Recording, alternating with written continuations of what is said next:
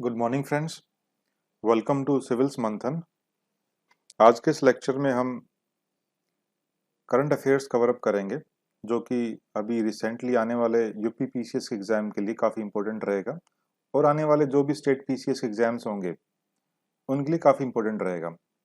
और हम अभी कवर अप करेंगे अपना दृष्टि घटना चक्कर की एक बुकलेट आती है करंट अफेयर्स की फॉर द कंप्लीट एक साल के लिए, लास्ट ईयर के सितंबर से लेके इस साल के कंप्लीट एक साल तक का ये कवर अप करेगा। और हमारा जो मोड ऑफ टीचिंग रहेगा वो मिक्स रहेगा, हिंदी इंग्लिश मिक्स रहेगा। बुक ये आपकी हिंदी के अंदर है बट हम मीडियम मिक्स रखेंगे।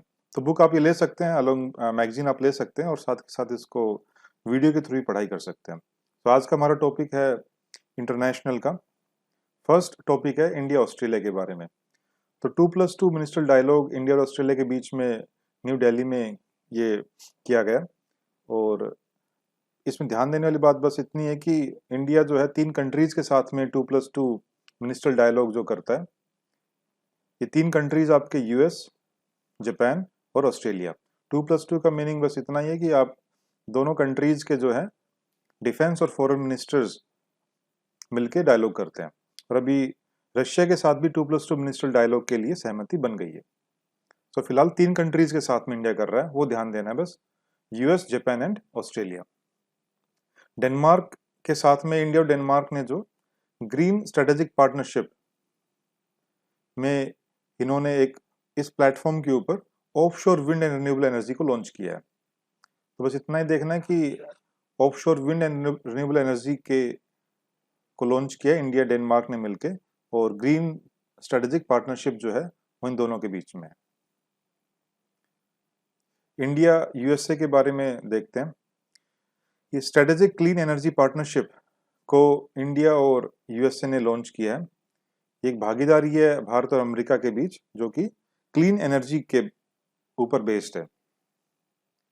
और अब ये देखें तो US India clean energy agenda 2030 partnership के रूप में इसको लॉन्च किया गया है। अभी लीडर्स समिट ऑन क्लाइमेट हुआ था अप्रैल 2021 के अंदर। इसके अंदर अपने प्राइम मिनिस्टर और यूएस प्रेसिडेंट जो बाइडेन ने इस भागीदारी की जो है घोषणा की थी। ये 5 स्तंभ है, 5 पिलर्स हैं, इतना ध्यान देने की जरूरत नहीं है, but still you can just see कि अगर क्लीन एनर्जी के बारे में होगा तो क्या होगा। ये एनर्जी एंड एनर्जी एफिशिएंसी के बारे में बात करेगा, रेस्पॉन्सिबल ऑयल एंड गैस के बारे में बात करेगा, रिन्यूएबल एनर्जी के बारे में, सस्टेनेबल डेवलपमेंट, उभरते ईंधन मीन्स अमर्जिंग फ्यूल्स। सो ये सारी चीजें अपनी आ रही है।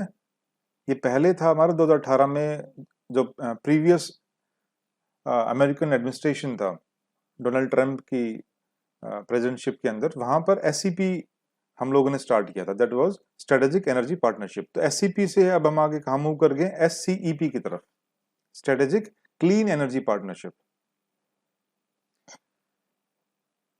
नेक्स्ट अगर हम देखें तो 2030 तक जो है इंडिया का कितना टारगेट है रिन्यूएबल एनर्जी का, 450 गीगावाट का। तो ये ध्यान रख सकते हैं इस फैक्ट को आप। नेक्स्ट है कि एक लाल चावल बाओ धान, तो बाओ धान की पहली खेप को असम से यूएस के लिए रवाना किया गया। तो डायरेक्टली क्वेश्चन आ सकता है, ध्यान रखना है इसको। लाल चावल बाओ धान असम से यूएस के लिए। एक आपका है climate action and finance mobilisation dialogue, जलवायु कार्यवाही एवं वित्तीय गतिशीलता संवाद। तो ये जो डायलॉग है क्लाइमेट एक्शन और फाइनेंस को मोबिलाइज करने के रिगार्डिंग, ये यूएस इंडिया के बीच में ये एक डायलॉग स्टार्ट किया गया है और ये 2 ट्रैक्स के थ्रू होगा। तो जो सेकंड ट्रैक है वो आपका एससीईपी है जो हमने अभी पढ़ा है, क्लीन एनर्जी पार्टनरशिप जो है strategic clean energy partnership. So that's all from this topic. Next आपका इंडिया मालदीव्स के बारे में। तो अड्डू शहर जो है, अड्डू सिटी है मालदीव के अंदर, वहां पर इंडिया ने अपना कॉन्सुलेट जनरल खोलने के लिए मंजूरी दी है। इतना ही सफिशियंट है इसके लिए। तो अड्डू सिटी ध्यान रखना है, वहां पर कॉन्सुलेट जनरल अपना इंडिया स्टार्ट करेगा। इंडिया साउथ कोरिया के बीच एक इंडो कोरियन फ्रेंडशिप पार्क, ये पार्क कहां पर है, दिल्ली कैंट के अंदर है। बस इतना डायरेक्टली क्वेश्चन आ सकता है, इंडो कोरियन फ्रेंडशिप पार्क कहां, दिल्ली कैंट में, इसका उद्घाटन किया गया। तो ये जो पार्क है क्या करेगा, डेफिनेटली इंडिया और साउथ कोरिया के बीच जो फ्रेंडली रिलेशंस है उनका एक सिंबल है। सेकेंडली है कि कोरियन वॉर जो 1950 से 1953 के बीच में था, उसमें इंडियन पार्टिसिपेशन के बारे में भी ये एक तरह से ये सिंबॉलिक सिग्निफिकेंस है इसका। तो बना कौन कौन रहा है, गवर्नमेंट ऑफ इंडिया के अपने मिनिस्ट्रीज हैं, डिफेंस मिनिस्ट्री है, इंडियन आर्मी है, दिल्ली कैंट बोर्ड है, कोरियन दूतावास, ये सब है। इनको ज्यादा ध्यान रखने की जरूरत नहीं है, सिंपल दिल्ली कैंट के अंदर ही आप स्टार्ट कर रहे हैं, दैट्स इट। इंडिया बांग्लादेश देखते हैं। बांग्लादेश की प्रधानमंत्री कौन है, अपने शेख हसीना है।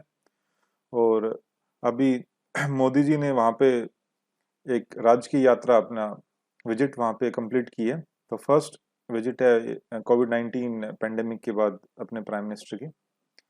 कुछ जो चीजें हमने जो देखनी इंपॉर्टेंट है इसके अंदर, एक मुजीब बोरशो बोला गया है अपने बंगबंधु शेख मुजीबुर रहमान उनकी जब जन्म शताब्दी को, तो मुजीब बोरशो ध्यान रखना है। इसके अलावा इंडिया और बांग्लादेश के बीच अभी 50 साल हो गए राजनयिक संबंधों को, जो हमारे डिप्लोमेटिक रिलेशंस है उनको 50 ईयर्स हो गए हैं। इसके अलावा डेफिनेटली जब से आज़ाद हुआ है 50 साल ही आज़ाद को हो गए बांग्लादेश के, लिबरेशन वॉर जब ये पाकिस्तान से बांग्लादेश अलग हुआ था। और अभी जो अपने प्राइम मिनिस्टर गए वहां पर, तो उनको गेस्ट ऑफ ऑनर वहां पे दिया गया था। He was the chief guest there during this स्वतंत्रता की स्वर्ण जयंती के अवसर पर 50 साल पूरे होने पर। फिर अपने पीएम ने शेख मुजीबुर रहमान को पोस्ट ह्यूमसली गांधी शांति पुरस्कार दिया गया है। इंपॉर्टेंट है, गांधी शांति पुरस्कार 2020 का, ये ध्यान रखना है। So it is Gandhi peace prize 2020 जो है वो शेख मुजीबुर रहमान को दिया गया है। इनको बंगबंधु भी बोला जाता है। इसके अलावा सुवर्णो जयंती छात्रवृत्ति, ठीक है, स्कॉलरशिप वगैरह दी है, कोई ज्यादा खास इंपॉर्टेंट नहीं है। नेक्स्ट देख लो एक बार, अपने जो पंडित अजय चक्रवर्ती है, तो एक अपने हिंदुस्तानी क्लासिकल गायक हैं पंडित अजय चक्रवर्ती ने बंगबंधु यानी शेख मुजीबुर रहमान को एक विशेष राग समर्पित किया है। उस राग का नाम क्या है, राग मैत्री। देखो मैत्री के नाम से ज्यादातर अपने बांग्लादेश के साथ में काम चल रहा होता है। तो राग मैत्री जो है इंडिया और बांग्लादेश के बीच में जो मित्रता है उसके लिए आप कह सकते हैं। तो राग मैत्री किन के लिए है, बंगबंधु अपने शेख मुजीबुर रहमान के लिए पंडित अजय चक्रवर्ती ने इस राग को दिया। डीयू के अंदर एक बंगबंधु चेयर भी एस्टेब्लिश करने का डिसाइड किया गया। उसके बाद 6 दिसंबर को मैत्री दिवस के रूप में मनाया जाएगा। इसके अलावा आशुगंज का है बांग्लादेश के अंदर, वहां पर एक वॉर मेमोरियल को स्थापित करने का निर्णय लिया गया, आशुगंज बांग्लादेश के अंदर। फिर दोनों कंट्रीज के बीच में, इंडिया बांग्लादेश के बीच में, एक मिताली एक्सप्रेस, एक नई पैसेंजर ट्रेन को स्टार्ट करने पे इन्होंने सहमति जताई है। और वो मिताली एक्सप्रेस कहां से कहां तक जाएगी, न्यू जलपाईगुड़ी से ढाका के बीच।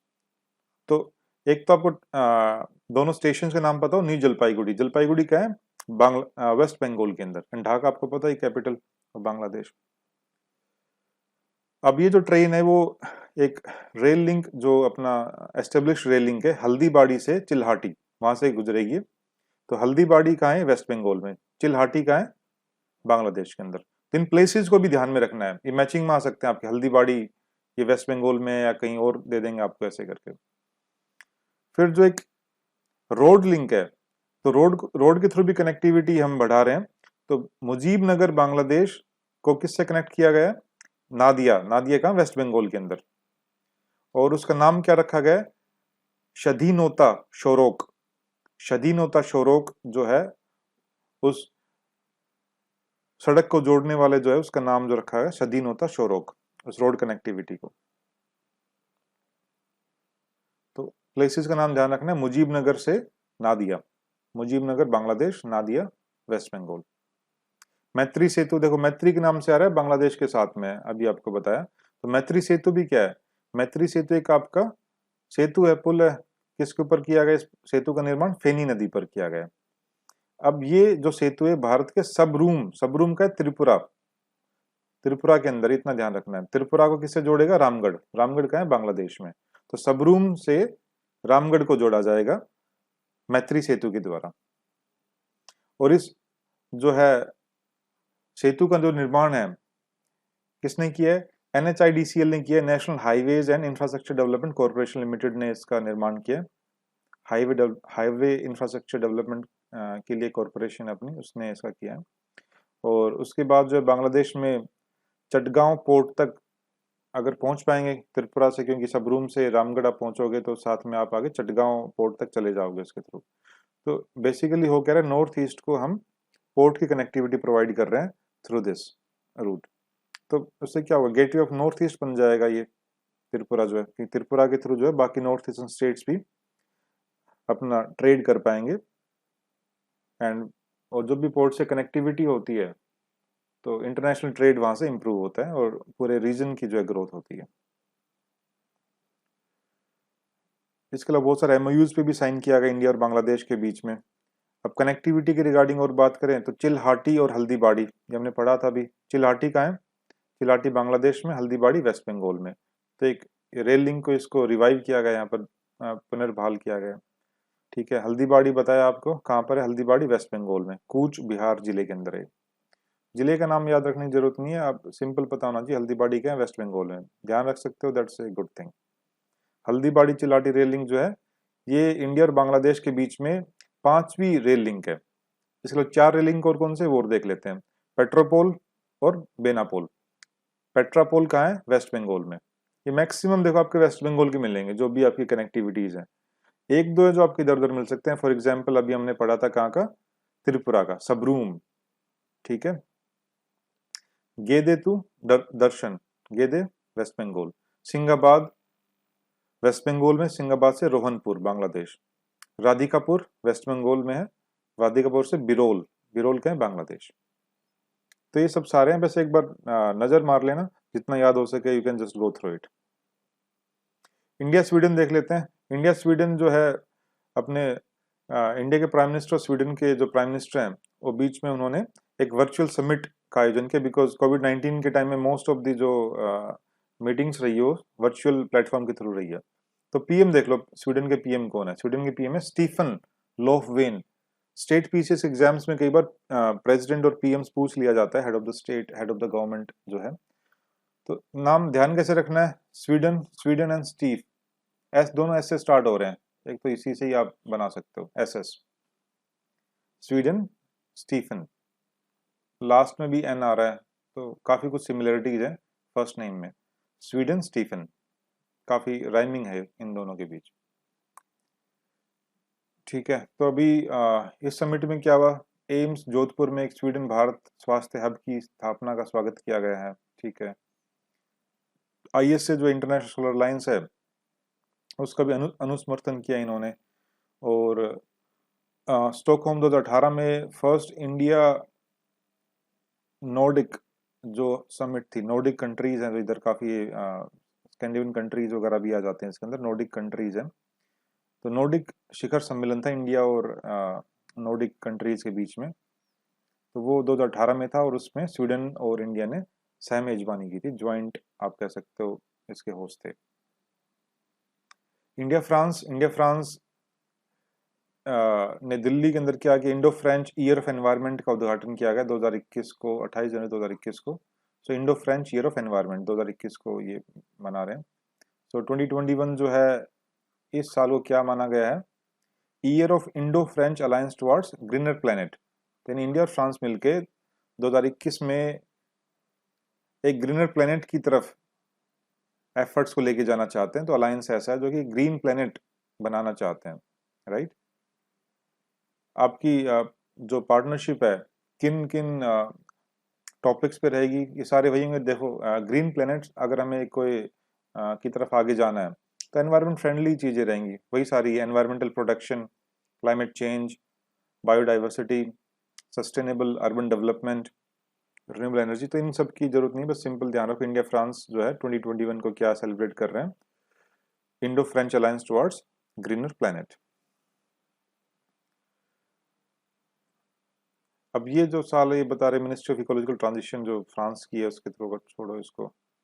अब इंडिया में देखते हैं जो ये जो भी काम होगा इन किन मिनिस्ट्रीज के बीच में मिलके करवा रहे हैं ये ministry of environment forest and climate change, ठीक है, ministry of external affair because France के साथ है तो विदेश मंत्रालय का भी रोल आ जाता है। Housing, urban development, new and renewable energy, ये आप आइडिया भी लगा सकते हैं, ये मिनिस्ट्रीज होंगी। नेक्स्ट देखते हैं इंडिया अफगानिस्तान। इंडिया अफगानिस्तान के बीच में शहतूत बांध है, उसके निर्माण के लिए आपस में एग्रीमेंट किया है। लालंदर लालंदर या शहतूत लालंदर या शहतूत बांध, ये जो डैम है शहतूत या लालंदर डैम, ये किस रिवर पे? मैदान रिवर, मैदान या मेडन रिवर जो बोल रहे हैं इसको, मैदान रिवर पे ये डैम बनाया जाएगा। इससे पहले ये दूसरा डैम है, देखो फर्स्ट डैम जो था वो आपका सलमा डैम बोला गया था उसको, जो इंडिया ने अफगानिस्तान के साथ मिलकर जो बनाया, इंडिया की हेल्प से अफगानिस्तान ने, उसको मैत्री डैम भी बोलते हैं। दोनों के बीच फ्रेंडशिप डैम है, एक तरह से फ्रेंडशिप डैम या सलमा डैम। और अभी सेकंड डैम कौन सा है? लालंदर या शहतूत डैम। वैसे तो अब तालिबान का कब्जा हो गया, तालिबान आगे ने कर लिया है इसके ऊपर कंट्रोल। तब देखो आगे कैसे क्या होता है, बिकॉज अब जैसे रिलेशंस कैसे आगे बढ़ेंगे वो उस पर डिपेंड करेगा। तो इस डैम को बना कौन रहा है? वैपकोस लिमिटेड, एक अपनी मिनी रतन कंपनी है, वो इसको बनाएगी, जो सलमा डैम को के बारे में बता रहे हैं। अभी ऑपरेशन देवी शक्ति है, ये इंपॉर्टेंट है काफी। तो जब तालिबान का कंट्रोल अफगानिस्तान में बढ़ा और 15 अगस्त को कंट्रोल किया गया था, बताया जाता है, तो हमारी तरफ से एक ऑपरेशन देवी शक्ति चलाया गया ताकि अपने जो भारतीय नागरिक हैं और अफगान सहयोगियों को वहां से, अफगानिस्तान से निकाल के इंडिया में सेफली लाया जा सके। तो ऑपरेशन देवी शक्ति इसका नाम है। इसके अलावा और भी कंट्रीज ने, अच्छा हमने कौन से अपने विमान यूज किए थे? अपने C-17 ग्लोब मास्टर, ठीक है, ये एक लॉजिस्टिक प्लेन है, काफी बड़ा प्लेन है, C-17 ग्लोब मास्टर, यूएस से हमने लिया हुआ है। और सेकेंडली अपना C-130J, ये हमारे ट्रांसपोर्ट प्लेन्स थे जो हमने इनको यूज किया। C-17 globe master, C-130J Hercules category का है। फिर साउथ कोरिया का ये सिमिलर ऑपरेशन था, ऑपरेशन मिरेकल, और कनाडा का था ऑपरेशन एजिज। जैसे अपना ऑपरेशन हमने देवी शक्ति यूज किया था, ये सेम ऐसे ही इनका ये था। तो कब जो है काबुल के ऊपर जो है कब्जा किया, कब काबुल पे कंट्रोल किया इन्होंने तालिबान ने? 15 अगस्त को। सेम आप ध्यान रख सकते हैं, इंडिया इंडिपेंडेंट हुआ तो उसी टाइम पर इनका रहा। इंडिया वियतनाम के बीच में देखते हैं। इंडिया वियतनाम, वियतनाम के जो प्राइम मिनिस्टर हैं गुयेन जुआन फुक, ठीक है, तो ध्यान रख लो इसको। तो अपने वर्चुअल समिट रही है गुयेन जुआन फुक, वियतनाम के कौन है? फुक।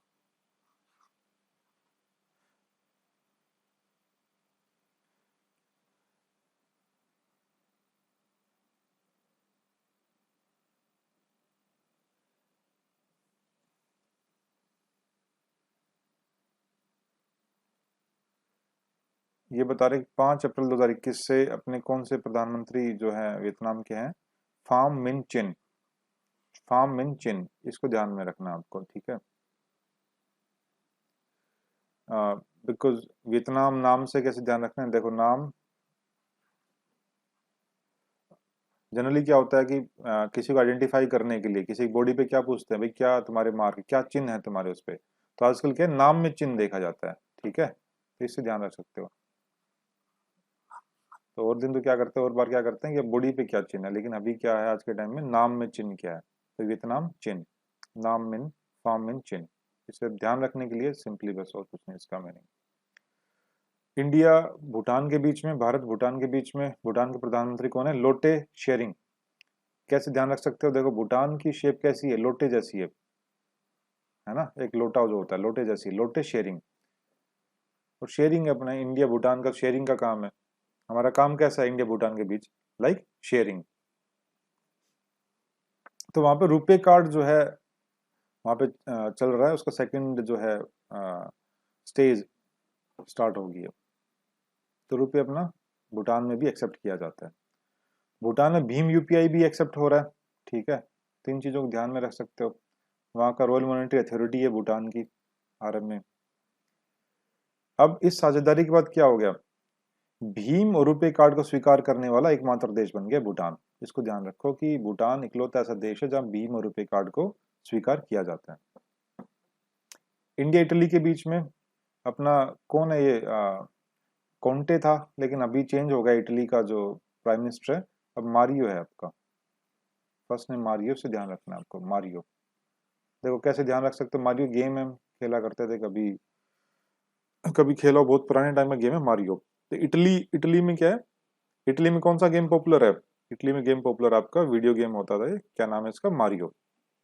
ओके। इंडिया मॉरिशस, मॉरिशस जो है यहाँ पे जापान की ओनरशिप वाली एक शिप है, वाकाशिओ। ठीक है, तो वाकाशिवो, एमवी वाकाशिवो, इस ऑयल शिप से जो है तेल का रिसाव स्टार्ट हुआ, इस वजह से जो है एनवायरमेंटल इमरजेंसी की घोषणा कर दी गई यहाँ पे। ठीक है, तो इसको ध्यान में रख सकते हो, वाकाशिवो, इस ऑयल टैंकर, ऑयल शिप का नाम भी ध्यान में रखना है आपको, वाकाशिवो। और उसके बाद जो है मॉरिशस के अंदर एनवायरमेंटल इमरजेंसी डिक्लेयर कर दी गई है। कहाँ फंसा दे पॉइंट डी, एनसी, ये नहीं पूछा जाएगा। इसके आसपास इकोलॉजिकल सेंसिटिव जोन है, इसलिए तो वहां पर फिर इसके लिए क्या गया, एनवायरमेंटल इमरजेंसी डिक्लेयर की गई। इस तेल रिसाव से निपटने के लिए इंडिया ने मॉरिशस को क्या दिया, अपने इंडिजिनस एएलएच ध्रुव हेलीकॉप्टर है, चेतक हेलीकॉप्टर। तो ध्रुव और चेतक हेलीकॉप्टर दिए को यूज किया गया काफी इस एनवायरमेंटल इमरजेंसी से निपटने के लिए।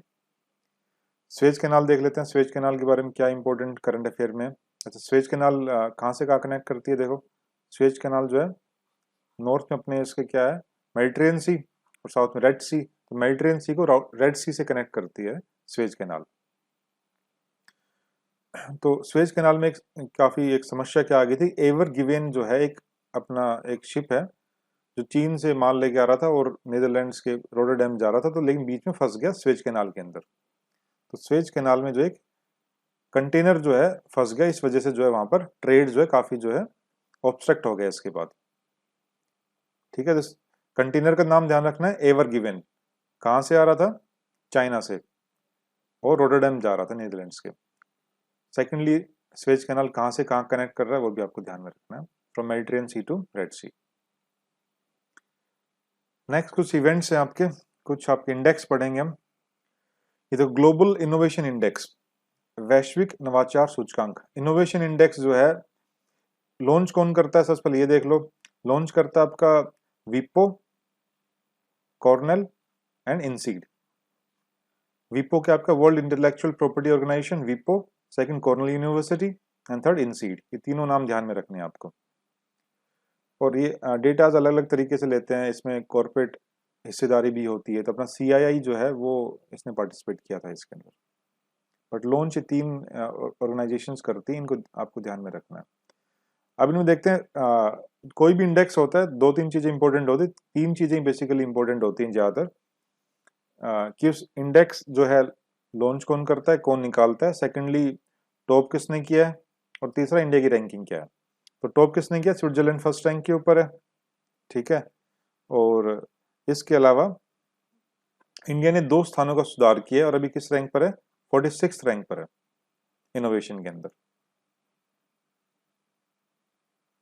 ठीक है, यहाँ हम देख सकते हैं फर्स्ट रैंकिंग अपनी किसके, स्विट्जरलैंड की है, और इंडिया की क्या रैंकिंग है, 46 रैंकिंग अपनी इंडिया की है।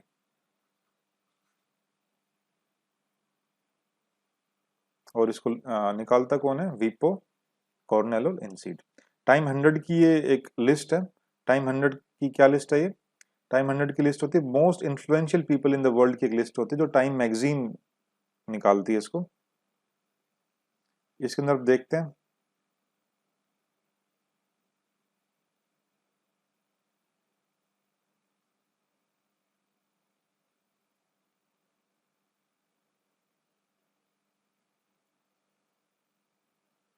ये आपकी वर्ल्ड यूनिवर्सिटी रैंकिंग एक है। तो वर्ल्ड यूनिवर्सिटी रैंकिंग जो है इसमें 2022 की वर्ल्ड यूनिवर्सिटी रैंकिंग है। तो जितने भी यूनिवर्सिटीज उनको रैंक किया जाता है वर्ल्ड की टॉप मोस्ट यूनिवर्सिटीज को, फर्स्ट पे अपनी ऑक्सफोर्ड है, ये ध्यान रखो। और अपने इंडिया से कौन है, आईआईसी बेंगलोर। तो ये 301 से 350 की रैंकिंग के बीच में इनको रखा गया। अपनी यानी पहले 300 में अपना कोई भी इंडियन इंस्टीट्यूट जो है, कोई भी संस्थान नहीं है, अपनी स्टार्टिंग आईआईसी बेंगलोर से होती है। और टॉप किसने किया, ऑक्सफोर्ड ने टॉप किया।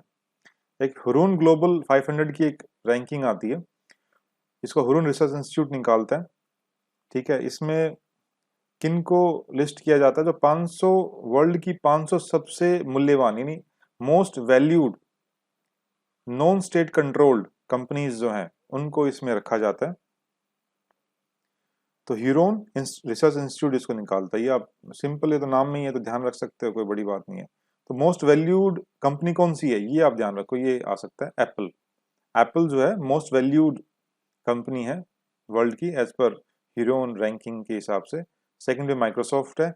अब इंडिया पे आ जाओ, इंडिया का देख लेते हैं। इंडिया में जो है रिलायंस इंडस्ट्रीज जो है 57th रैंकिंग पे है, जो कि so most valued Indian company कौन सी भी as per Hurun Global 500 list के अकॉर्डिंगली रिलायंस इंडस्ट्रीज। उसके बाद टीसीएस है, एचडीएफसी बैंक है। अपना एक ध्यान रखो, रिलायंस को ध्यान रखो।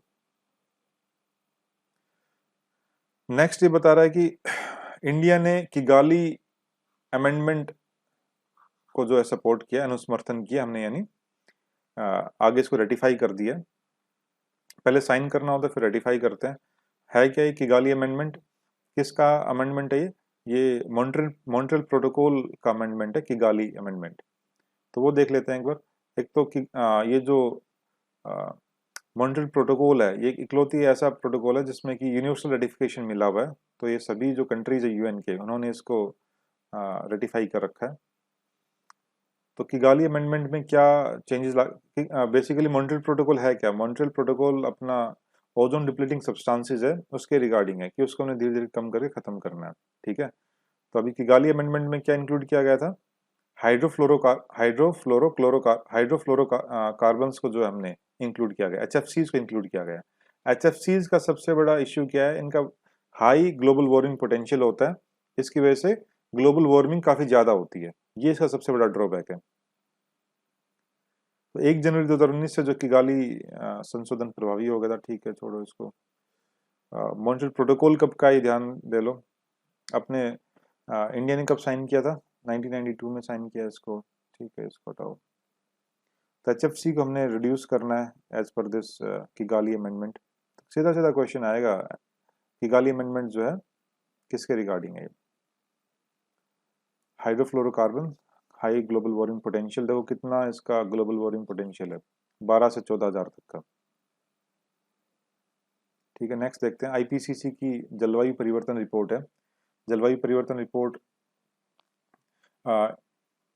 International panel on climate change, तो क्लाइमेट चेंज के ऊपर एक रिपोर्ट होती है।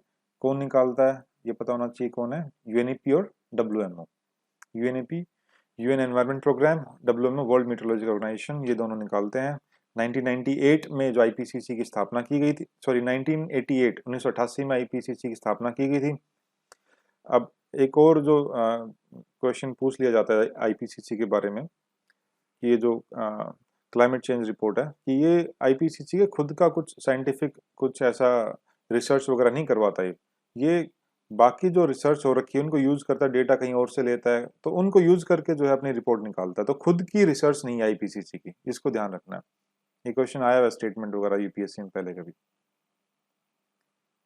ठीक है, बाकी बता रहे हैं कि प्री इंडस्ट्रियल लेवल से 1.5 डिग्री सेल्सियस के स्तर को पार कर जाएगा अगर ठीक से हम अभी उचित उपाय नहीं करेंगे तो। कब तक? 2 दशकों में, 2 डिकेट्स में 1.5 डिग्री सेल्सियस से ऊपर चला जाएगा। अब आईपीसीसी की इस रिपोर्ट के आधार पे क्या करा है कि जो लास्ट डेकेड था वो पिछले 1.25 लाख सालों में सबसे गर्म दशक, सबसे वार्म डिकेड रहा है। पिछले 1,25,000 सालों में सबसे वार्म डिकेड रहा है। 19 में 2 मिलियन वर्षों से अधिक कार्बन डाइऑक्साइड, ऑब्वियसली अगर ये सबसे वार्म रहा है तो CO2 का भी ज्यादा यहाँ पर एमिट हुई है।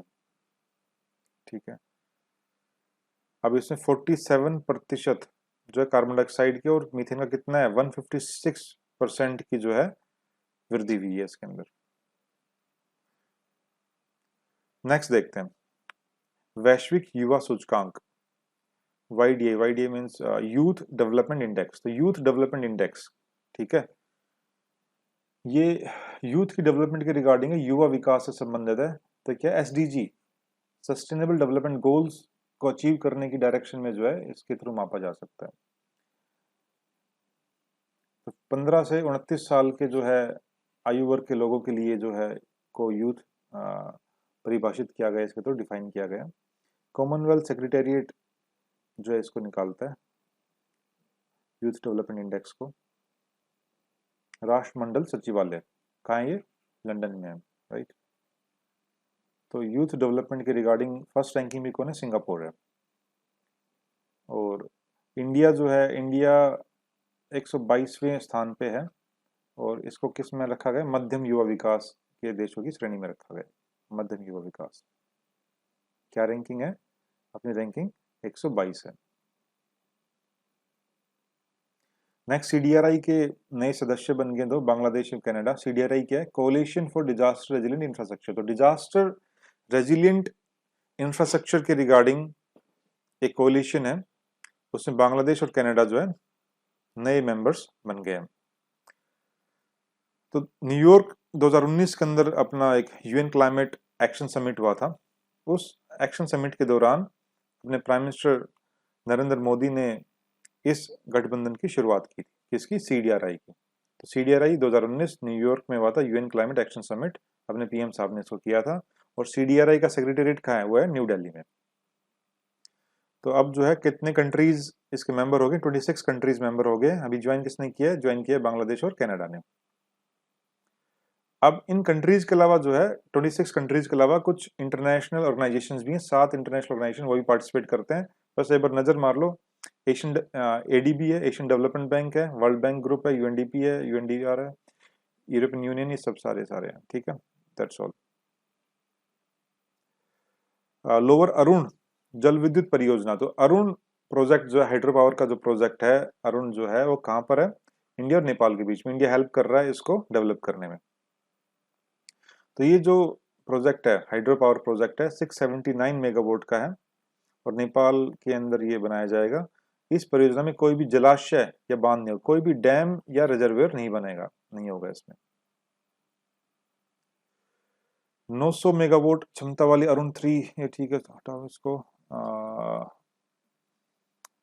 बस इतना डायरेक्ट क्वेश्चन ये आ सकते हैं, अरुण जो प्रोजेक्ट इंडिया अपने नेपाल को हेल्प कर रहा है बनवाने में, इंडिया नेपाल बना रहे हैं मिलकर।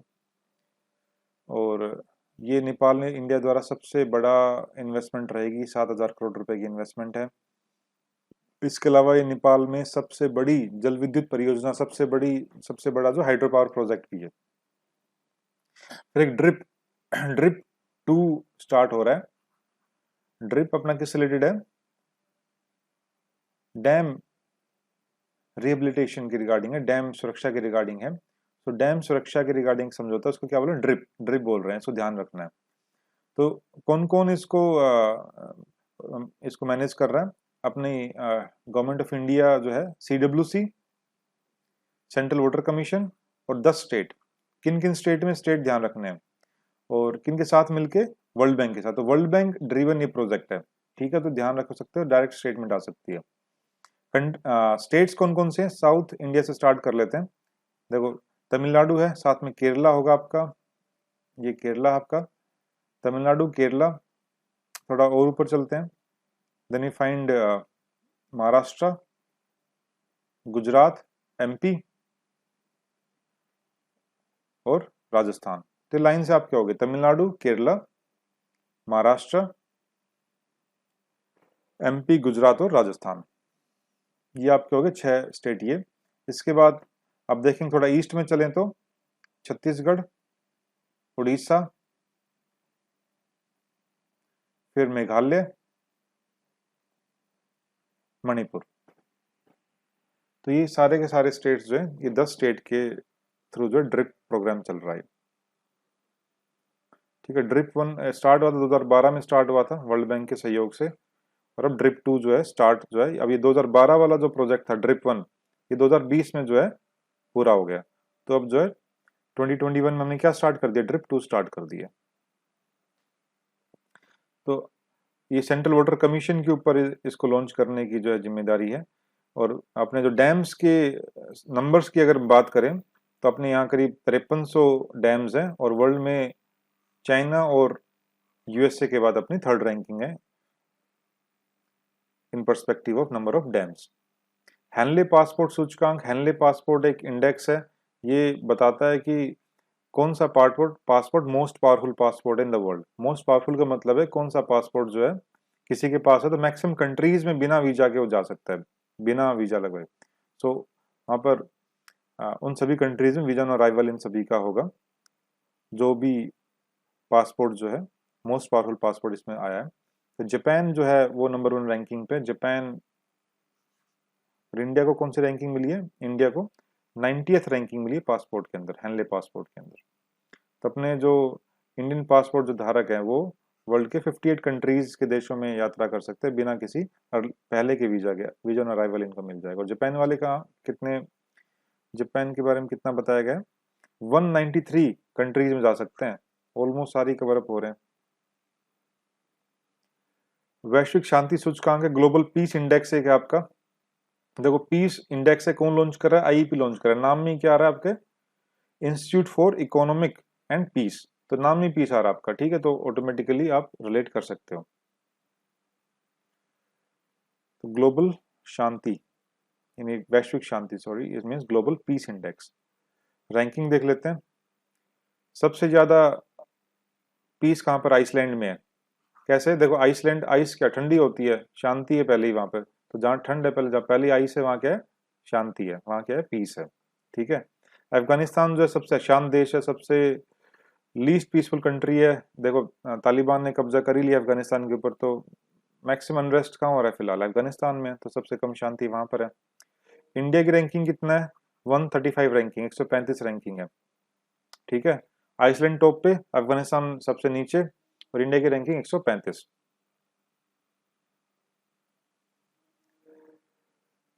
फिर अपनी है एक वर्ल्ड कॉम्पिटिटिवनेस रैंकिंग है। वर्ल्ड कॉम्पिटिटिवनेस रैंकिंग जो है कौन निकालता है? Institute for management and development, IMD निकालता है इसको, ये ध्यान में रखो। वर्ल्ड कॉम्पिटिटिवनेस रैंकिंग, ये रैंकिंग अपनी अलग अलग कॉम्पिटिटिवनेस के आधार पे, economic performance, government, business efficiency, infrastructure.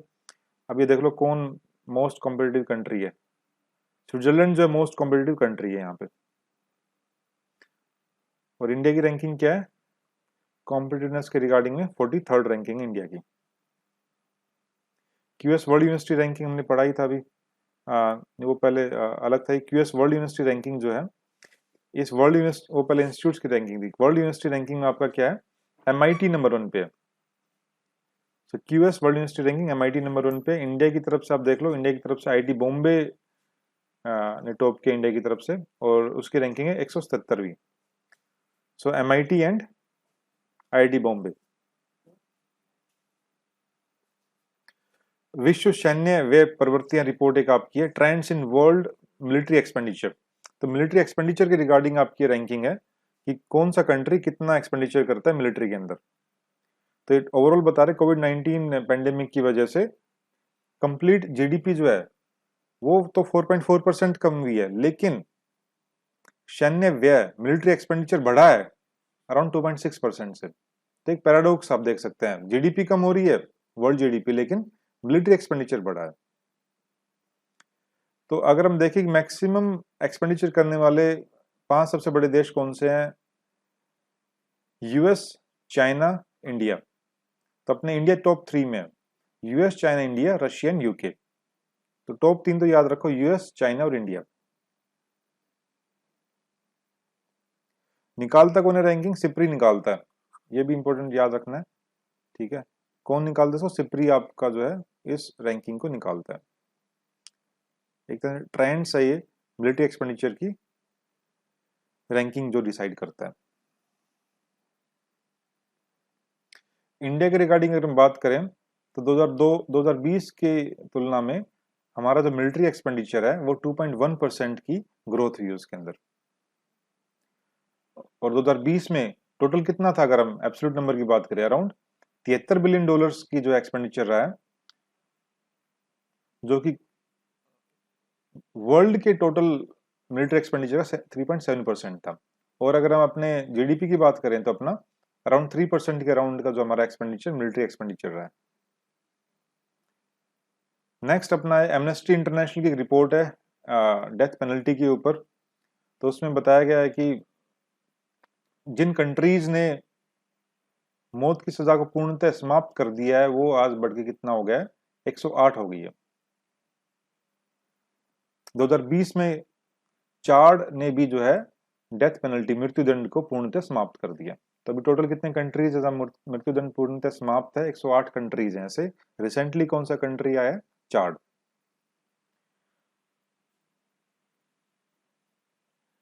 ठीक है, तो 108 ने तो अपने कानून के माध्यम से समाप्त कर दिया, लेकिन अगर हम प्रैक्टिस में देखें, प्रैक्टिस में 144 कंट्रीज ऐसे हैं जो legal as well as practice, practice में भी जो है कि बढ़ जाते हैं कंट्रीज ऐसे, जो कि कानून में तो चेंज नहीं किया बट उनके व्यवहार में, उनकी प्रैक्टिस के अंदर वो मृत्युदंड को समाप्त कर चुके हैं। तो एमनेस्टी इंटरनेशनल इसको निकालती है, आपको ध्यान में रखना है कि डेथ पेनल्टी के ऊपर जो रिपोर्ट है। इंडिया का देखते हैं, कुछ इन्होंने डेटा दिया इसके बारे में कि 2016 से 19 तक के बीच में मृत्युदंड का कोई क्रियान्वयन नहीं किया गया, कोई नहीं एग्जीक्यूट नहीं किया गया किसी को इन 16 से 19 के बीच में। 2020 में जो है निर्भया कांड के 4 दोषियों को फांसी दी गई थी 2020 के अंदर जो है, और 2020 में फांसी की सजा कितने लोगों को सुनाई गई, 77 लोगों को, 77। नेक्स्ट देखते हैं वर्ल्ड प्रेस फ्रीडम इंडेक्स। तो ये इंडेक्स कौन लॉन्च करता है, आरएसएफ, रिपोर्टर्स साइंस फ्रंटियर्स और रिपोर्टर्स विदाउट बॉर्डर्स। तो आरएसएफ या फिर रिपोर्टर्स विदाउट बॉर्डर्स जो है वर्ल्ड प्रेस फ्रीडम इंडेक्स, विश्व प्रेस सूचकांक निकालते हैं। टॉप किसने किया, नॉर्वे ने। देखो मैक्सिमम ऐसे जो है आपके जो ये स्कैंडिनेवियन कंट्रीज हैं वो टॉप कर रहे हैं, नॉर्वे कर रहा है, कहीं पे स्वीडन कर रहा है, कहीं डेनमार्क कर रहा है, तो ये नॉर्वे ने किया आपका।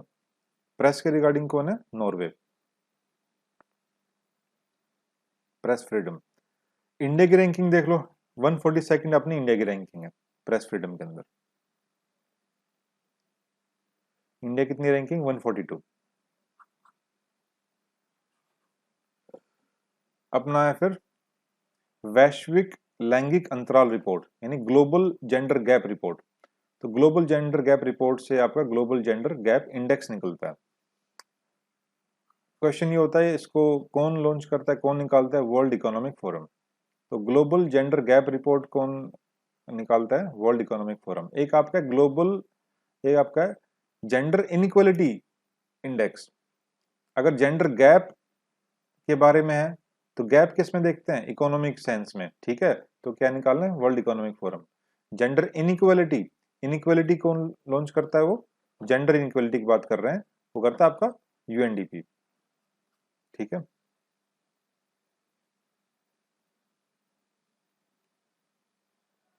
तो जेंडर गैप रिपोर्ट के जो ये आपके पैरामीटर्स हैं आपका, क्योंकि इकोनॉमिक साइंस में आप देख रहे हैं इकोनॉमिक पार्टिसिपेशन कितना हुआ है, एजुकेशन अटेनमेंट कितनी हुई, हेल्थ एंड सर्वाइवल कितना हुआ है, पॉलिटिकल एम्पावरमेंट क्या हुई है। तो ये 4 आपके पैरामीटर्स है जिनके बेस पे जेंडर गैप रिपोर्ट को निकाला जाता है। Economic participation, education attainment, health and survival and political empowerment. 3 नई कंट्रीज को शामिल किया गया, ठीक है, कोई नहीं।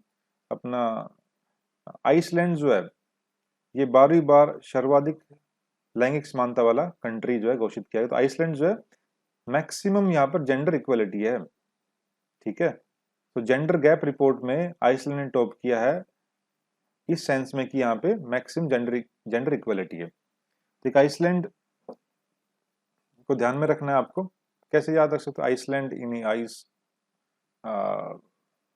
यहाँ पे इतनी ज्यादा कह सकते हैं जेंडर के रिगार्डिंग है, तो आइस, यहाँ की लड़कियां जो है आइस की तरह ठंडी, आप कह सकते हो, इस तरह से आप ध्यान में रख सकते हो कि इतना ठंडे है ना, तो वहाँ पे आइस की तरह लड़कियां, यहाँ पे जो गर्ल्स हैं ठंडी है। No any offence, it just simple to say, याद रखने के लिए। तो आइसलैंड आपका जेंडर गैप रिपोर्ट में इसने टॉप किया आपको, मैक्सिमम जेंडर इक्वलिटी वाला, ठीक है। अपने इंडिया का देख लेते हैं। तो 2021 में जो हमने बुरा परफॉर्म किया और भी पहले से, हमारे 28 प्लेसेस की गिरावट हुई है, अभी कितने पहुंच गए, 140th। अपनी रैंकिंग अब क्या है, जेंडर गैप रिपोर्ट के अंदर 140th हमारी रैंकिंग है, 140वीं।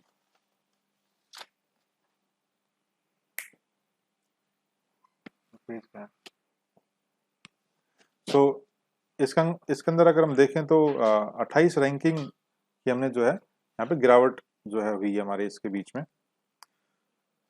सेकेंडली, इंडिया साउथ एशिया के अंदर पाकिस्तान और अफगानिस्तान के बाद सबसे खराब प्रदर्शन करने वाला देश रहा है।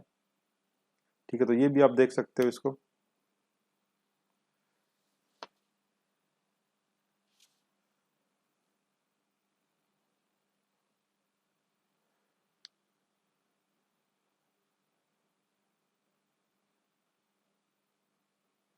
ठीक है, तो नॉर्वे हमने किस में देखा था? नॉर्वे अपने प्रेस में देखा था।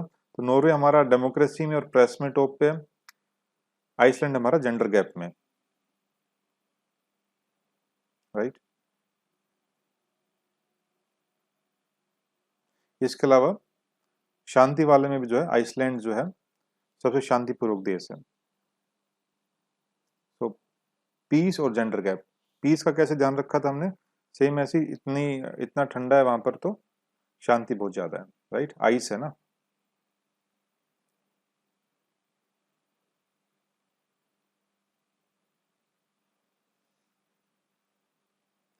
नेक्स्ट देखते हैं।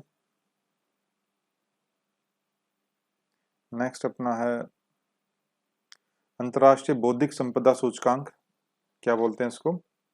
Global, sorry, international intellectual property index है। तो किसके ऊपर है? इंटेलेक्चुअल प्रॉपर्टी पे। तो इंटेलेक्चुअल प्रॉपर्टी की रिगार्डिंग है, तो कौन सा, किसका रिगार्डिंग, कौन निकालेगा इसको? देखो, यूएस का सबसे ज्यादा इंटरेस्ट है कि इंटेलेक्चुअल प्रॉपर्टी के रिगार्डिंग मैक्सिमम जो है पॉलिसी मेकिंग हो, क्योंकि सबसे ज्यादा फायदा यूएस को होता है। तो यूएस चैम्बर्स ऑफ कॉमर्स जो है वो इस इंडेक्स को निकालता है, इंटेलेक्चुअल प्रॉपर्टी वाले इंडेक्स को। ठीक है, तो यूएस चैम्बर्स ऑफ कॉमर्स का क्या है? एक सेंटर है जिसको हम बोलते हैं ग्लोबल इनोवेशन पॉलिसी सेंटर। ये सेंटर जो है international intellectual property index launch करता है। तो डेफिनेटली यूएस का है, तो कौन टॉप करेगा? सो यूएस ही टॉप करेगा। इंडिया की रैंकिंग क्या है? 40th रैंकिंग इंडिया की है, 40वीं रैंकिंग इंडिया की है। बस इतना ही ध्यान रखना है। Next, world happiness report. World happiness report कौन लॉन्च करता है? ये लॉन्च करता है यूएनएसडीएसएन। नाम में देखो है, नाम में आपका United nation sustainable development solution network है आपका। ठीक है, एसडीएसएन, सस्टेनेबल डेवलपमेंट होगी तो उससे क्या होगा? हैप्पीनेस होगी, राइट। तो उससे आप ध्यान रख सकते हो कि जो वर्ल्ड हैप्पीनेस रिपोर्ट जो है वो कौन लॉन्च करता है? एक ऐसा नेटवर्क है जो कि सस्टेनेबल डेवलपमेंट के रिगार्डिंग बात कर रहा है। ठीक है, तो ही सस्टेनेबल डेवलपमेंट के बाद ही जो है हैप्पीनेस होती है। इसमें डेटा कहाँ से यूज करते हैं? गैलप वर्ल्ड पोल का डेटा यूज करते हैं, ये नहीं पूछते हैं जनरली।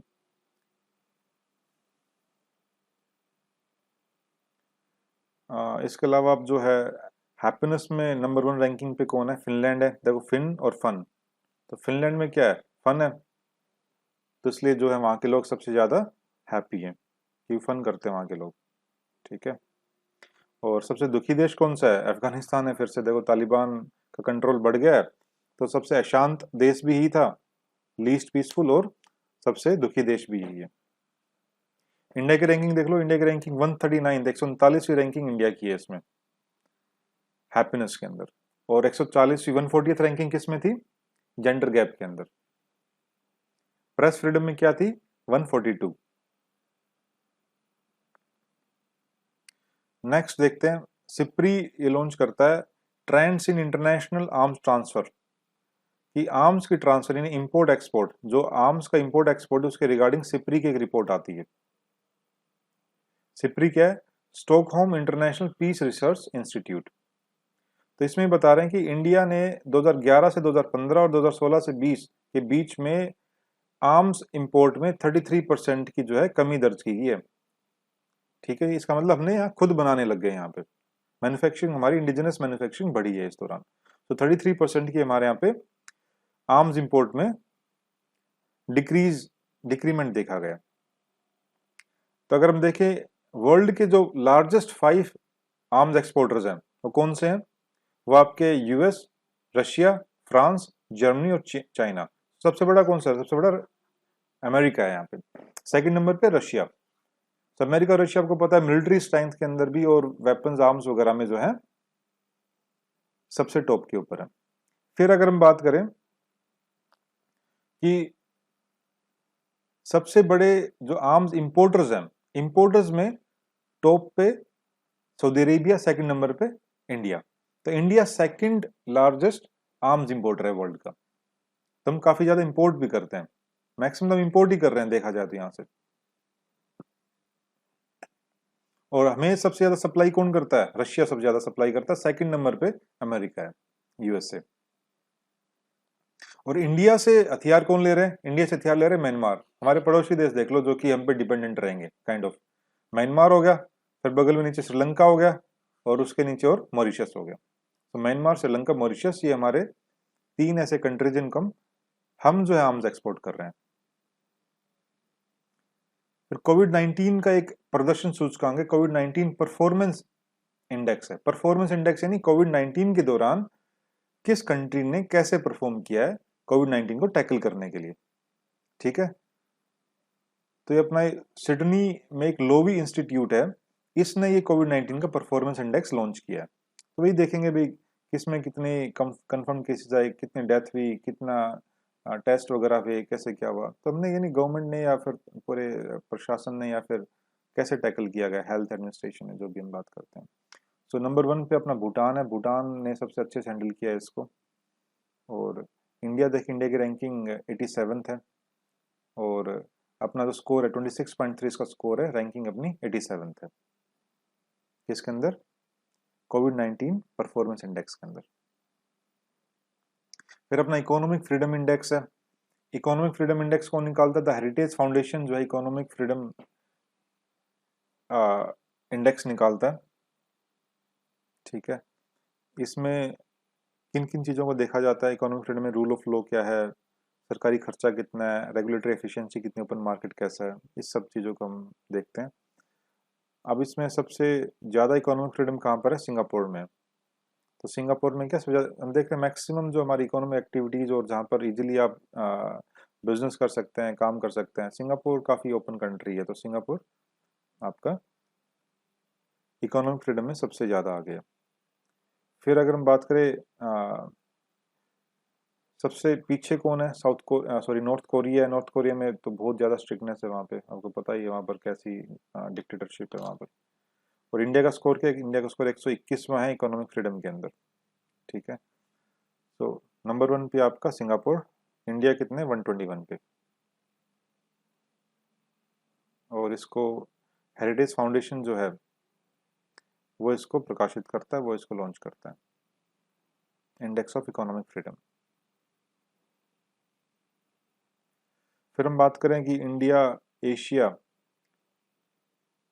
तो अपना एक एपीएपी है आपका, एशिया प्रोटेक्टेड एरिया पार्टनरशिप है, Asia protected area partnership. So India Asia का जो है अब ये एपीएपी का सह अध्यक्ष जो है वो बन गया है, वो सह अध्यक्ष है।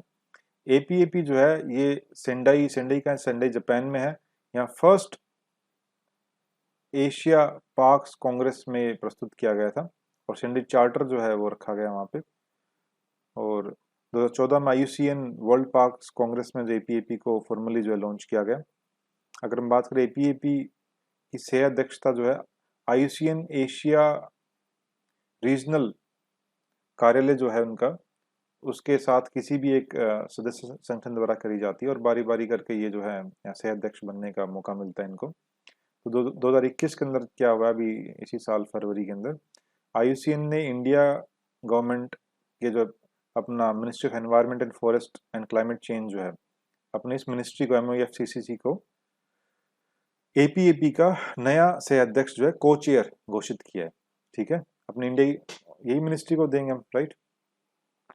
सो इंडिया क्या अपना को चेयर है एपीएपी का भी, और 3 वर्ष का कार्यकाल होगा। 2023 तक जो है इंडिया जो है इसका सह अध्यक्ष होगा। ठीक है, सो एपीएपी की सह अध्यक्षता जो आईयूसीएन एरिया एशिया रीजनल कार्यालय के साथ एक कोई भी सदस्य करता है, और वो अपने इस बार इंडिया है। नेक्स्ट म्यांमार में तख्ता पलट हो गया। ठीक है, म्यांमार में जो है वहाँ की मिलिट्री ने तख्ता पलट कर दिया। पहले NLD national league for democracy को बहुमत हासिल था। एनएलडी की जो लीडर कौन अपनी ऑन्ग सैंग सू की है।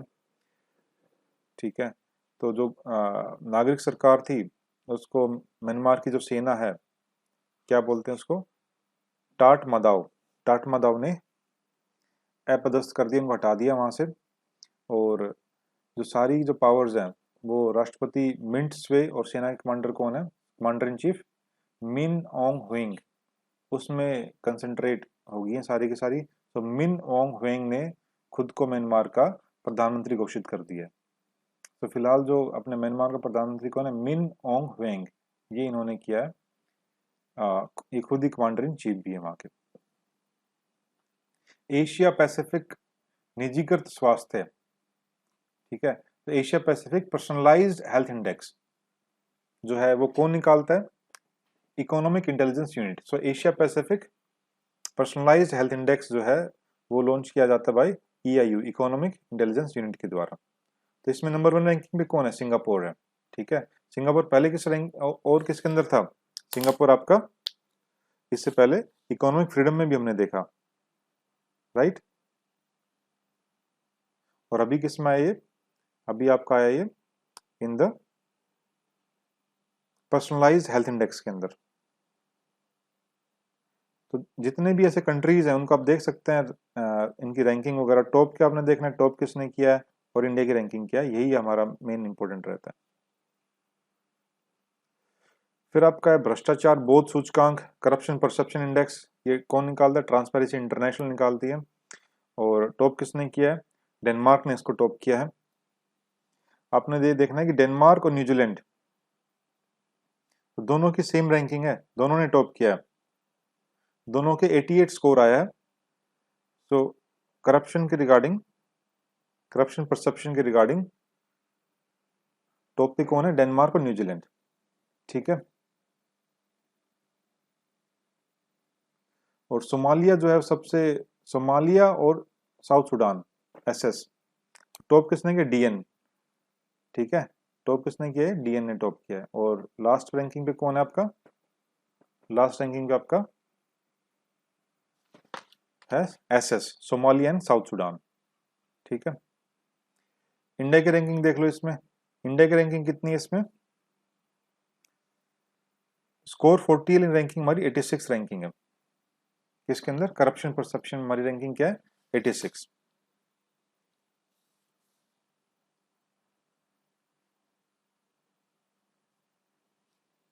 ठीक है। नेक्स्ट देखते हैं world global climate risk index, वैश्विक जलवायु जोखिम सूचकांक।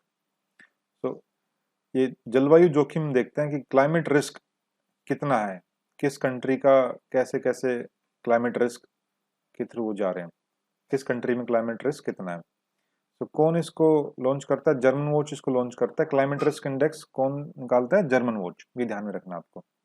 देखो नाम ही जर्मन वॉच, तो वॉच करता है किसके ऊपर भी, क्लाइमेट रिस्क कितना कहाँ पर है, ठीक है। अब इसमें सबसे ज्यादा खराब क्लाइमेट, जो क्लाइमेट रिस्क इंडेक्स सबसे ज्यादा किसका खराब पाया गया, मोजाम्बिक, जिम्बाब्वे और बहामास। तो मोजाम्बिक जो है यहाँ सबसे ज्यादा प्रभावित जो है कंट्री कौन सा है, सबसे ज्यादा इफेक्टेड कंट्री कौन सा क्लाइमेट रिस्क से, मोजाम्बिक। मोजाम्बिक, जिम्बाब्वे, मलावी में जो है एक काफी एक्सट्रीम ट्रॉपिकल साइक्लोन आया था, इडाई। तो इडाई का प्रकोप झेलना पड़ा इनको, ध्यान रख सकते, इडाई कहाँ आया, अपने मोजाम्बिक, जिम्बाब्वे और मलावी की तरफ आया। और UN अपना जो सेक्रेटरी जनरल है, क्या नाम उनका, एंटोनियो गुटेरेस, तो इसने अफ्रीका के इतिहास की सबसे सर्वाधिक खतरनाक जलवायु संबंधित आपदाओं में से एक घोषित किया है इसको, किसको, इडाई को। इसके अलावा इंडिया की बात करें, इंडिया में जो है सर्वाधिक विनाशकारी जो कौन सा अपना साइक्लोन आया है, फानी साइक्लोन है। कहाँ इसने लैंडफॉल किया, उड़ीसा, उड़ीसा में जो है काफी इसने डिस्ट्रक्शन लेकर आया, तो अरेबियन सी के अंदर था, ये ध्यान रख सकते हो। तो जो 2019 में 8 अपने ट्रॉपिकल साइक्लोन आए थे, उनमें 6 जो है वो काफी, वो वेरी सीवियर कैटेगरी में रहे हैं। सो मोजाम्बिक आप ध्यान रखो इसके अंदर। UN का अपना एक ट्रीटी है, UN treaty on prohibition of nuclear weapons. तो ये जो ट्रीटी है इसको सपोर्ट करने वाला 50वां कंट्री बन गया है होंडुरास। तो ट्रीटी किसके रिगार्डिंग है, न्यूक्लियर वेपन्स के प्रोहिबिशन के रिगार्डिंग एक ट्रीटी है, UN treaty on prohibition of nuclear weapons. 50th country कौन सा है, होंडुरास। अब इसमें देखना क्या है कि इस ट्रीटी को जो है 86 देश शामिल नहीं है, उनमें से देखो कौन कौन से हैं। तो मैक्सिमम जिनके पास न्यूक्लियर वेपन्स है वो तो शामिल ही नहीं है। देखो अपने P5 हो गए, P5 में कौन कौन से अपने, चाइना, यूएसए, फ्रांस, ब्रिटेन और रशिया, ये 5 कंट्रीज तो न्यूक्लियर वेपन कंट्रीज हैं, ये तो खुद ही नहीं है। इसके अलावा इंडिया, पाकिस्तान, ये भी न्यूक्लियर वेपन हमारे पास है, तो ये भी शामिल नहीं है इसके अंदर। तो जिनके पास न्यूक्लियर पावर है जो, वो तो शामिल ही नहीं है। तो फिर ये कैसे देखते हैं कैसे सफल हो पाएगी ये ट्रीटी जिसमें कि प्रोहिबिशन की बात की गई है। ग्लोबल फायर पावर सूचकांक, global fire power, fire power से मतलब क्या है कि हमारी मिलिट्री के रिगार्डिंग फायर पावर क्या है, किस कंट्री, कौन सा कंट्री कितना जो है पावरफुल है रिगार्डिंग द मिलिट्री। लेकिन इसमें न्यूक्लियर वेपन्स को नहीं शामिल किया जाता है, ये हमारी कन्वेंशनल वेपन्स के रिगार्डिंग है। इंडिया की रैंकिंग चौथी है इसमें। मानव स्वतंत्रता यानी human freedom index, human freedom index कौन निकालता है? ह्यूमन फ्रीडम इंडेक्स जो निकालती है कैटो इंस्टीट्यूट और फ्रेजर, कैटो और फ्रेजर, ठीक है, ये ध्यान में रखना है। ह्यूमन फ्रीडम इंडेक्स कौन निकालता है? कैटो एंड फ्रेजर। और इकोनॉमिक फ्रीडम कौन निकालता है? अभी आपने पीछे बताया गया था आपको, इकोनॉमिक फ्रीडम इंडेक्स टॉप किसने, इंडिया की रैंकिंग क्या है उसके अंदर? इंडिया की रैंकिंग आपकी 121, और नंबर 1 पे कौन सा था अपना?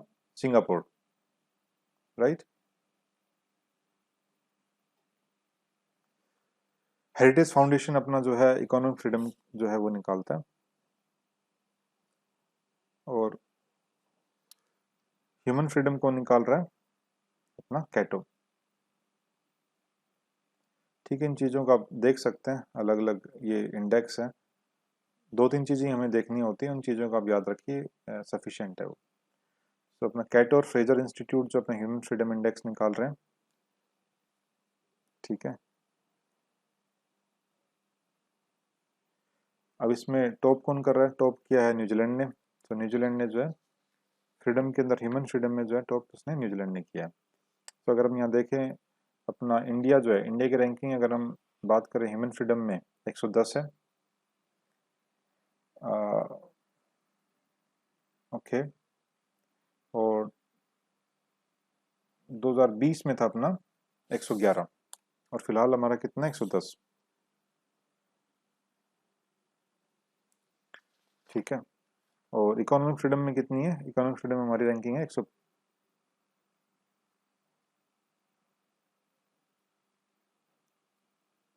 105।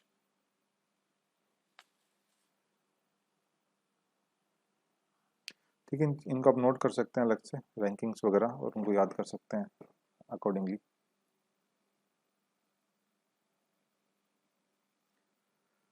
स्कोर कितना रहा है? स्कोर हमारा 6.56 रहा है। एक बार पीछे देखते हैं इकोनॉमिक फ्रीडम वाला उन्होंने क्या वहाँ पर बताया गया था।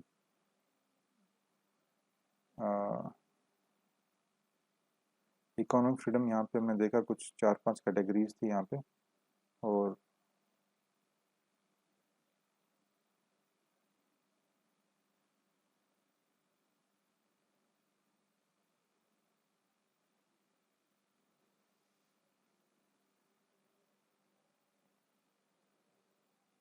इंडिया को 121वीं रैंकिंग है, 121वीं रैंकिंग ना कि 105 है, ये ध्यान, ये दो जगह उन्होंने अलग अलग लिखा हुआ है, ठीक है। 2021 में इंडिया की रैंकिंग कितनी है? 121, तो 121 ही रैंकिंग है ये, ठीक है। ये तो इसलिए ठीक कर लेना यहाँ पर आगे जो दिया हुआ है। सो 121 रैंकिंग अपनी इंडिया की इन इकोनॉमिक फ्रीडम, ठीक है। नेक्स्ट देखते हैं हम times person of the year. Times person of the year 2020 के अंदर जो है 2016 के अंदर तो आपका Time person of the year online readers poll का जो विजेता जो थे अपने प्राइम मिनिस्टर नरेंद्र मोदी जी थे।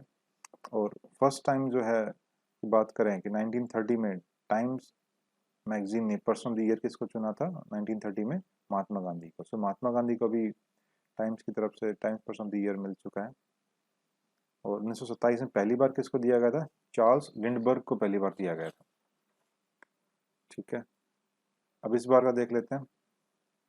2020 में जो है यूएस के 46th प्रेसिडेंट जो बाइडेन, और अपने उनकी जो वाइस प्रेसिडेंट जो है कमला हैरिस को पर्सन ऑफ द ईयर का अवार्ड दिया गया है। तो time person of the year इस बार किसको दिया गया है? Joe Biden and Kamala Harris को। और हैरिस, कमला हैरिस जो है यूएस की पहली उपराष्ट्रपति जिनको पर्सन ऑफ द ईयर का अवार्ड घोषित किया गया है। अगर हम बात करें किड ईयर 2020, तो किड ईयर 2020 के अंदर अपने गीतांजलि राव है, गीतांजलि राव 15 साल की गीतांजलि राव है, वो जूम ऐप पर अपने पर्यवेक्षण, विचार मंथन इन सब के लिए विशिष्ट क्षमता तथा उनसे लोगों को जोड़ने के लिए टाइम द्वारा first kid of the year 2020 दिया गया। सो time person of the year दिया जाता रहा काफी टाइम पहले से, ठीक है, लेकिन अभी first time kid of the year award भी दिया गया। किसको दिया गया? गीतांजलि राव को। गीतांजलि राव अपने इंडियन ओरिजिन है, US scientist, Indian origin, 15 year old Gitanjali Rao. Zoom app पर उन्होंने ये आपस में जो है जोड़ने का काम किया अलग अलग इन प्लेटफॉर्म्स के रिगार्डिंग। नेक्स्ट आपको climate change performance index. Climate change performance index जो है ये इन अलग अलग कैटेगरीज पे काम करता है। निकालता कौन है? जर्मन वॉच, कैन और एनसीआई, ये तीन आपके इंस्टीट्यूट्स हैं। जर्मन वॉच, कैन इंटरनेशनल, क्या है? क्लाइमेट एक्शन, कैन का मतलब है क्लाइमेट एक्शन नेटवर्क यहाँ पर, और न्यू क्लाइमेट इंस्टीट्यूट। सो ये आपके निकालते हैं आपके, ये क्या आपका क्लाइमेट चेंज परफॉर्मेंस इंडेक्स, सीसीपीआई। तो क्लाइमेट चेंज परफॉर्मेंस इंडेक्स वो निकालता जर्मन वॉच, कैन इंटरनेशनल और न्यू क्लाइमेट इंस्टीट्यूट। यहाँ पे किसने टॉप किया? स्वीडन ने टॉप किया।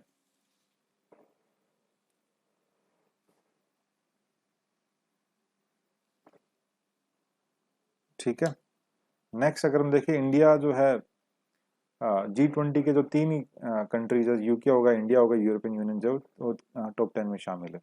ठीक है, अपने इंडिया की रैंकिंग, अपनी 10th रैंकिंग इंडिया की है क्लाइमेट चेंज परफॉर्मेंस इंडेक्स में।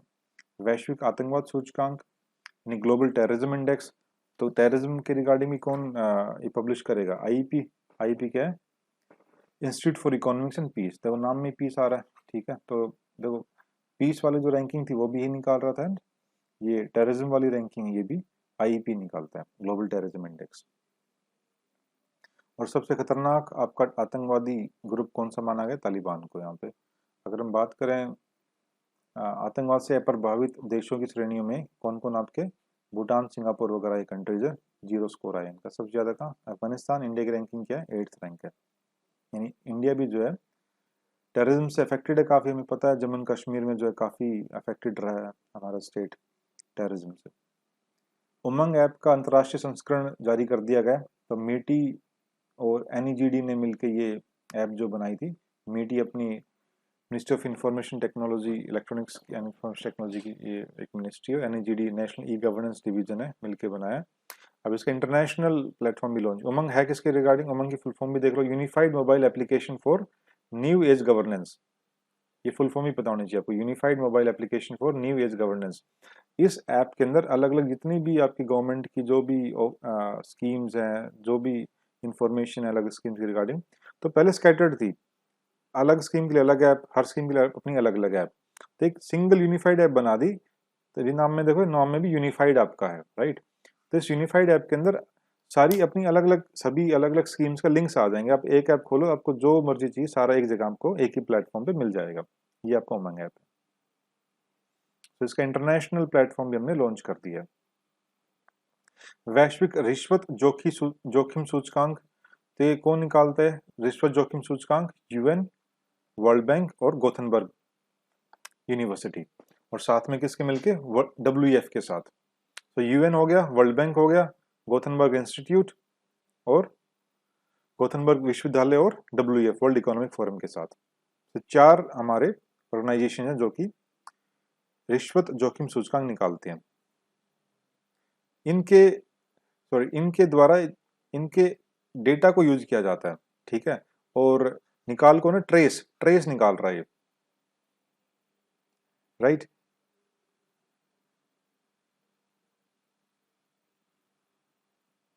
सो अपना ये रिश्वत जोखिम सूचकांक को निकालता है? ट्रेस निकालता है, ट्रेस ब्राइबरी रिस्क मैट्रिक्स बोलते हैं इसको। और डेनमार्क इसमें नंबर 1 के ऊपर है, नॉर्थ कोरिया अपने लास्ट पोजीशन पे है। और इंडिया को कौन सी रैंकिंग मिली है? 77th मिली है अपनी रिश्वत जोखिम सूचकांक के अंदर। लेगेटम समृद्धि सूचकांक, लेगेटम प्रोस्पेरिटी इंडेक्स है, तो कौन इसको लॉन्च करेगा? लेगेटम इंस्टीट्यूट करेगा, नाम में ही आपका। So Legatum prosperity index by Legatum institute. Number 1 पे कौन है? नंबर 1 पे डेनमार्क है। इंडिया की रैंकिंग क्या है? 101 इंडिया की रैंकिंग है, 100 से ज्यादा।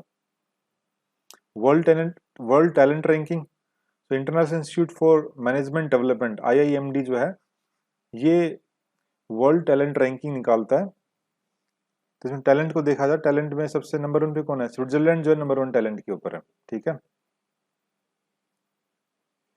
और इसमें इंडिया की बात करें, टैलेंट के अंदर इंडिया की बात करें तो 62 पोजीशन पे इंडिया है।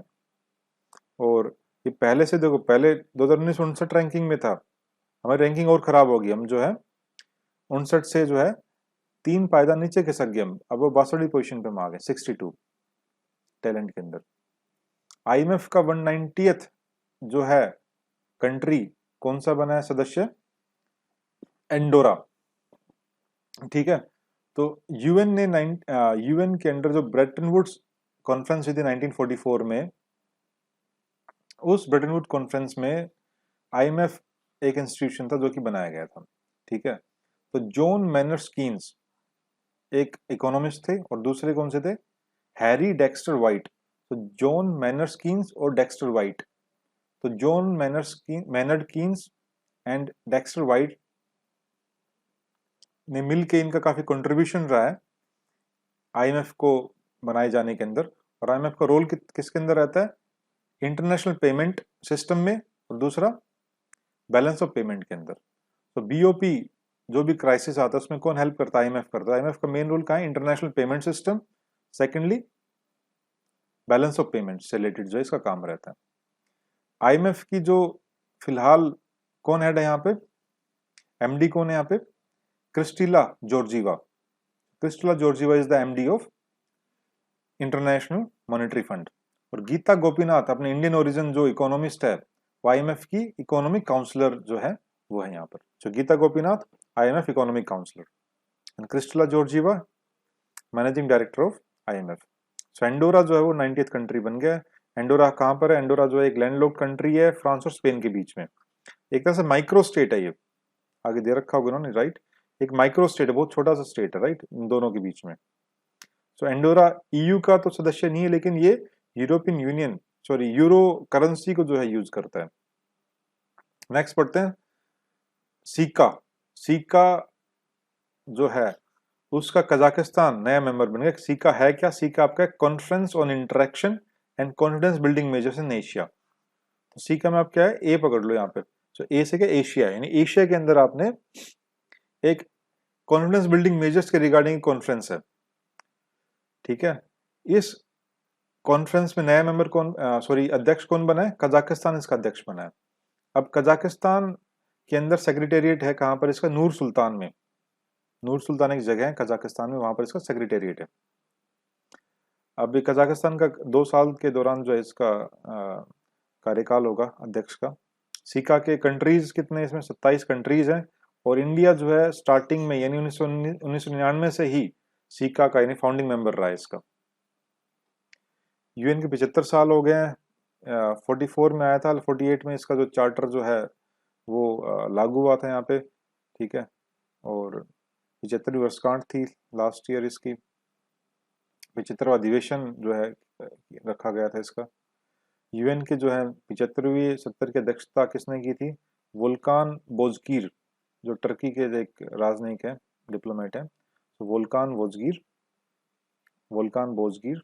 कहाँ के? ये टर्की के। तो महासभा की अध्यक्षता करने वाले टर्की के पहले सिटीजन है। अभी 75वीं वर्षगांठ के ऊपर जो है UN ने एक अपने समिट वो आयोजन किया, United nation summit on biodiversity. Biodiversity के ऊपर जो है काम किया गया, यहाँ पे एक समिट का आयोजन किया गया साथ ही साथ इसके 75th एनिवर्सरी के टाइम पे। तो हमें ध्यान में रखना, CBD जो है अपना कन्वेंशन बायोलॉजिकल डाइवर्सिटी जो है, तो ये पार्टिसिपेट करेगी, इसका मेन रोल रहेगा यहाँ पे।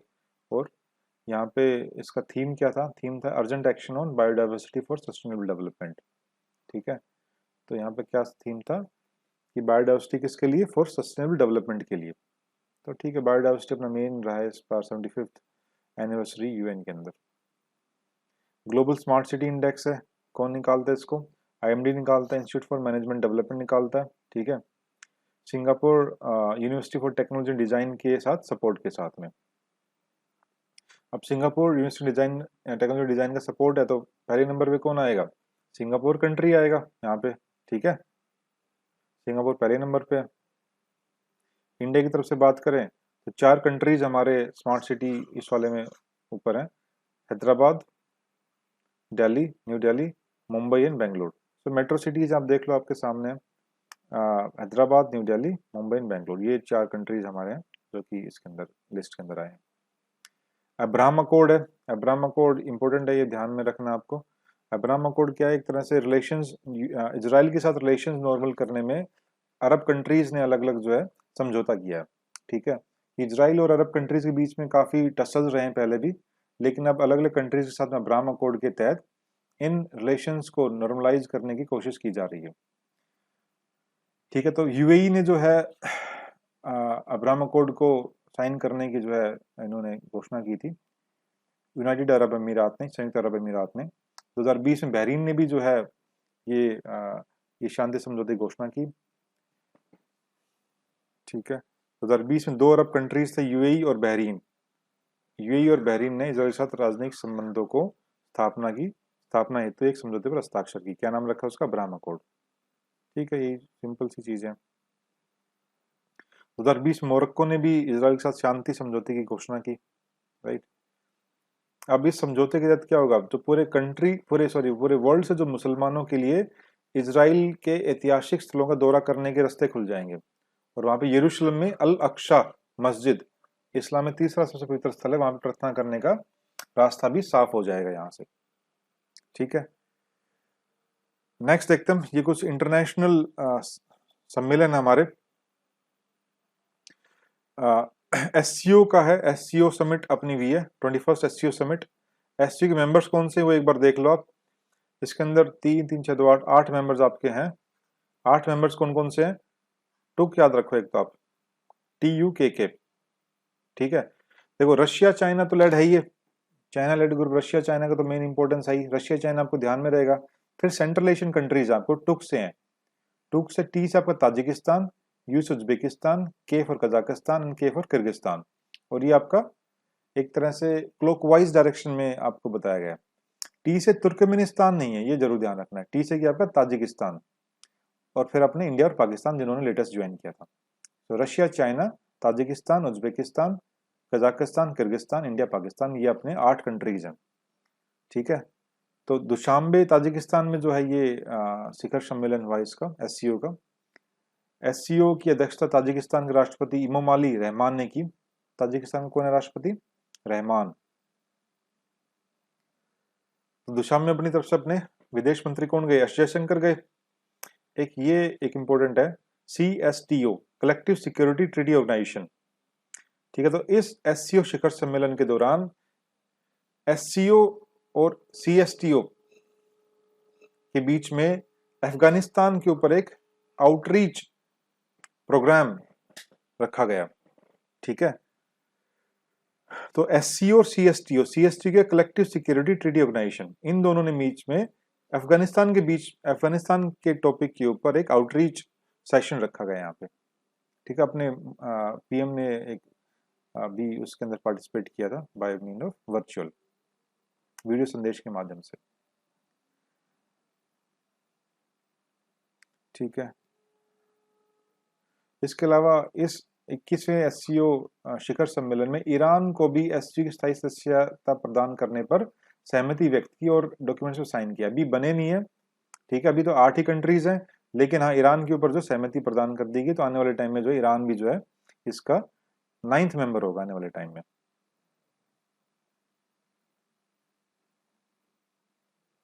नेक्स्ट है कि ब्रिक्स जो सम्मेलन रहा है वर्चुअली, जो इसकी अध्यक्षता अपने प्राइम मिनिस्टर नरेंद्र मोदी जी ने की इसकी 2021 में। 2021 में ब्रिक्स की अध्यक्षता किसने की है?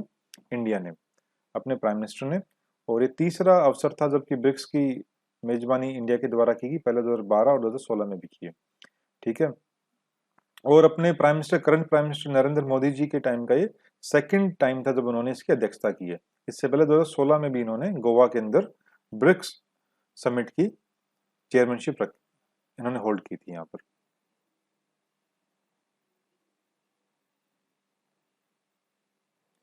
तो 2021 में ब्रिक्स का अध्यक्ष कौन है? इंडिया इसका अध्यक्ष है, और ब्रिक्स की स्थापना की 15वीं वर्षगांठ भी है ये 2021 जो है। 13वें ब्रिक्स सम्मेलन के दौरान न्यू दिल्ली डिक्लेरेशन को भी कलेक्टिव तरीके से इसको स्वीकार किया गया था। BRICS alliance on green tourism भी एक नई पहल है, ग्रीन टूरिज्म के ऊपर भी इन्होंने काम किया है। ब्रिक्स एआरपी, ठीक है, एग्रीकल्चर रिसर्च प्लेटफॉर्म, जो ब्रिक्स कंट्रीज की तरफ से एक नई पहल आई है, ब्रिक्स एआरपी। एआरपी से एआर से देख लो, एआरपी से एग्रीकल्चर, ए से एग्रीकल्चर रिसर्च प्लेटफॉर्म, राइट। इसके बाद अपना ईस्ट इकोनॉमिक फोरम एक है। ईस्ट इकोनॉमिक फोरम किसके रिगार्डिंग, उसको देख लो कि रशिया के जो फार ईस्ट है उस रीजन की डेवलपमेंट के रिगार्डिंग अपना क्या है, ईस्ट इकोनॉमिक फोरम, ठीक है। इसका आयोजन जो है व्लादिवोस्तक एक जगह है, यहाँ पर किया जाता है। व्लादिवोस्तक कहाँ पर है? रशिया के अंदर है। If you have heard about, remember the trans Siberian railway, कहाँ से कहाँ तक है trans Siberian railway? From Vladivostok to Saint Petersburg, ठीक है। तो फार ईस्ट जो है, रशिया के फार ईस्ट की डेवलपमेंट के रिगार्डिंग जो है ये एक, और कलेक्टिव एफर्ट्स है एशिया पैसिफिक कंट्रीज के रीजन में भी, इंटरनेशनल जो है कोऑपरेशन वगैरह के रिगार्डिंग, ठीक है। तो इसकी जो है द फार ईस्ट इसका नाम है, the far east new challenges and opportunities के बारे में। और भी कंट्रीज ने इन्होंने पार्टिसिपेट किया था, अपने प्राइम मिनिस्टर ने भी वीडियो कॉन्फ्रेंसिंग के थ्रू पार्टिसिपेट किया, वीसी के थ्रू वर्चुअल मोड। G7 जो शिखर सम्मेलन है, G7 पहले G8 था, रशिया इसमें से निकल गया, फिर कौन बचा? G7 बचा ये, ठीक है। तो यूके की अध्यक्षता में कॉर्बिस बे, कॉर्नवॉल, यूके। रशिया क्यों निकाला गया रशिया को? क्रीमिया वाला जो इश्यू था जिसमें रशिया ने कब्जा किया था क्रीमिया के ऊपर, तो उसके बाद रशिया को G8 से निकाल दिया और G7 फिर बाकी countries led by US and other European countries, ठीक है। इसमें इस बार जो है बिल्ड बैक बेटर जो इसका थीम का नाम रहा है, और कहाँ पर रखा गया? यूके के अंदर। यूके में कहाँ पे? Cornwall, Cornwall UK. और कौन सी, क्या नाम है वहाँ पर? कार्बिस बे। यहाँ पर एक आईएसओ सर्टिफिकेशन देखो 2021 21 देखो 21 ये सर्टिफिकेशन दिया गया G7 समिट को जो है कॉर्नवॉल के अंदर जो आयोजित की गई है, ठीक है। इसके अलावा यहाँ पे कोविड-19 के तहत जो अलग मेडिसिन वगैरह प्रोवाइड करने के लिए भी इन्होंने अपनी प्रतिबद्धता रखी है। ये इम्पोर्टेंट है कि 15% जो है ग्लोबल मिनिमम कॉर्पोरेट टैक्स के प्रिंसिपल पे जो है सहमति बनी है G7 कंट्रीज के बीच में, कि कम से कम इतना टैक्स तो लगाया जाएगा। कई बार क्या होता है, बहुत सारी कंपनीज लाइक गूगल हो गया, बाकी और जो कि बेसिकली बेस्ड आपकी यूएस में, लेकिन काम उनका बहुत सारा सपोज करो इंडिया के अंदर भी है, लेकिन ऑन द बेसिस कि वो कह रहे हैं हम यूएस के अंदर हैं तो हम टैक्स इंडिया में पे नहीं करेंगे, तो इस तरह से कई बार वो टैक्स इवेड कर जाते हैं। सो G7 कंट्रीज के बीच में एक तरह से ये सहमति बनी है कि ग्लोबल मिनिमम कॉर्पोरेट टैक्स तो होगा, 15% हम रखेंगे, चाहे कहीं कोई कंपनी कहीं की भी हो, वो कहीं भी से भी काम करती है, राइट।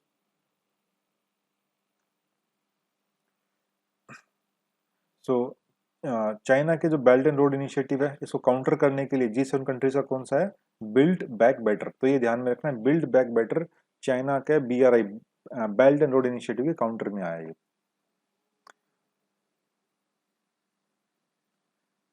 ठीक है। और 2019 में जो है बियरिट्ज फ्रांस के अंदर G7 जो शिखर सम्मेलन हुआ था, वहां पर इंडिया को गुडविल एम्बेसडर के रूप में आमंत्रित किया गया था, alright. Heart of Asia Istanbul process है, किसके ऊपर है? सीधा यही आता है, ये आपका अफगानिस्तान के ऊपर है, ठीक है। Heart of Asia Istanbul process, इसका एजेंडा किसके ऊपर होता है? अफगानिस्तान के ऊपर होता है। सह अध्यक्षता किसने की? ताजिकिस्तान और अफगानिस्तान के विदेश मंत्रियों ने, ठीक है। इसमें इंडिया भी इसमें शामिल है। इंडिया सहित का उद्देश्य भारत सहित 15 क्षेत्रीय भागीदारी पार्टिसिपेटिंग कंट्री से 15 क्षेत्र है, ठीक है। हार्ट ऑफ एशिया समिट ये देख लो कि 2016 में ये अमृतसर में हुई थी। इंडिया में कभी? 2016 में हुई heart of Asia summit. Main इसका ऑब्जेक्टिव किसके ऊपर है, अफगानिस्तान के ऊपर।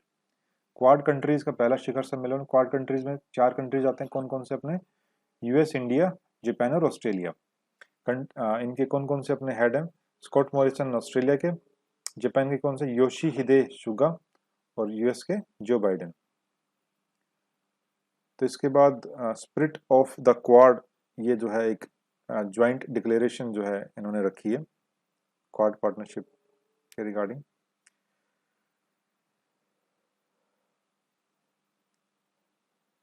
ये क्वाड को जो क्वाड्रिलेटरल सिक्योरिटी डायलॉग के नाम से भी जाना जाता है, ठीक है।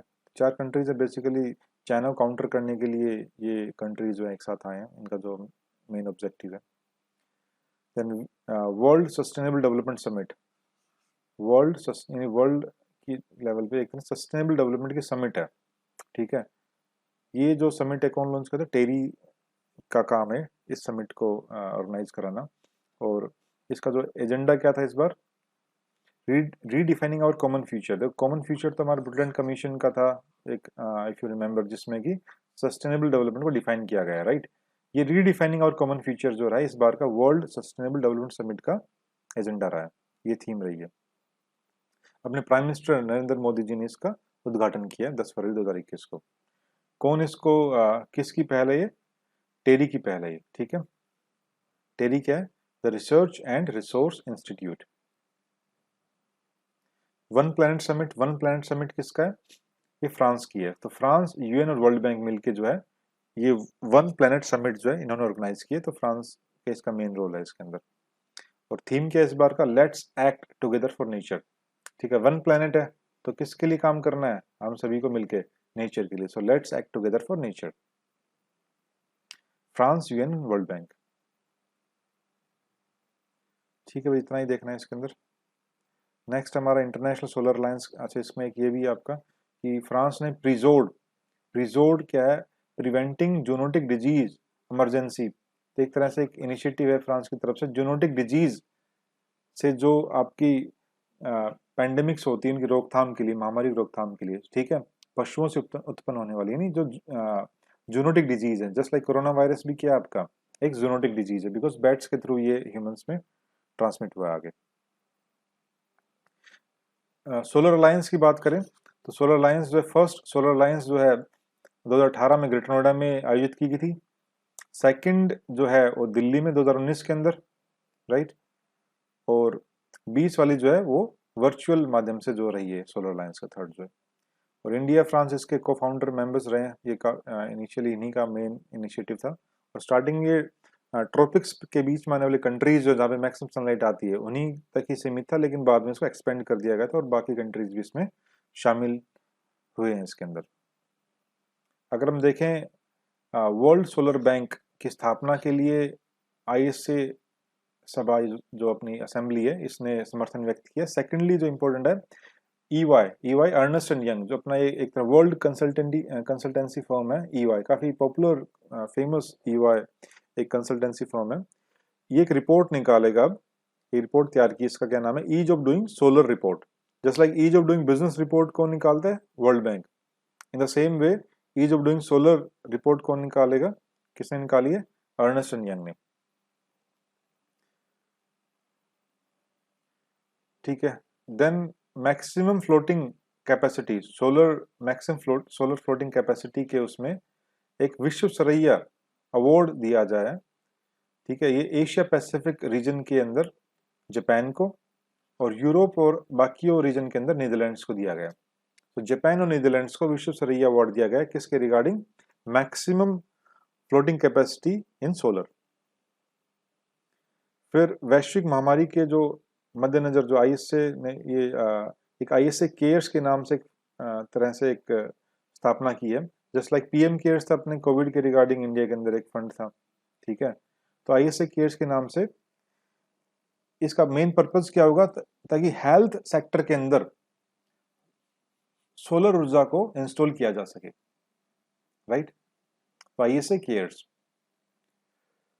अब इसके अलावा 2020 में जो ISA international alliance government of India and world bank के बीच में one sun one world one grid, इस इनिशिएटिव को स्टार्ट किया गया है। तो one sun one world one grid, international solar alliance, government of India और वर्ल्ड बैंक, इन तीनों के बीच में।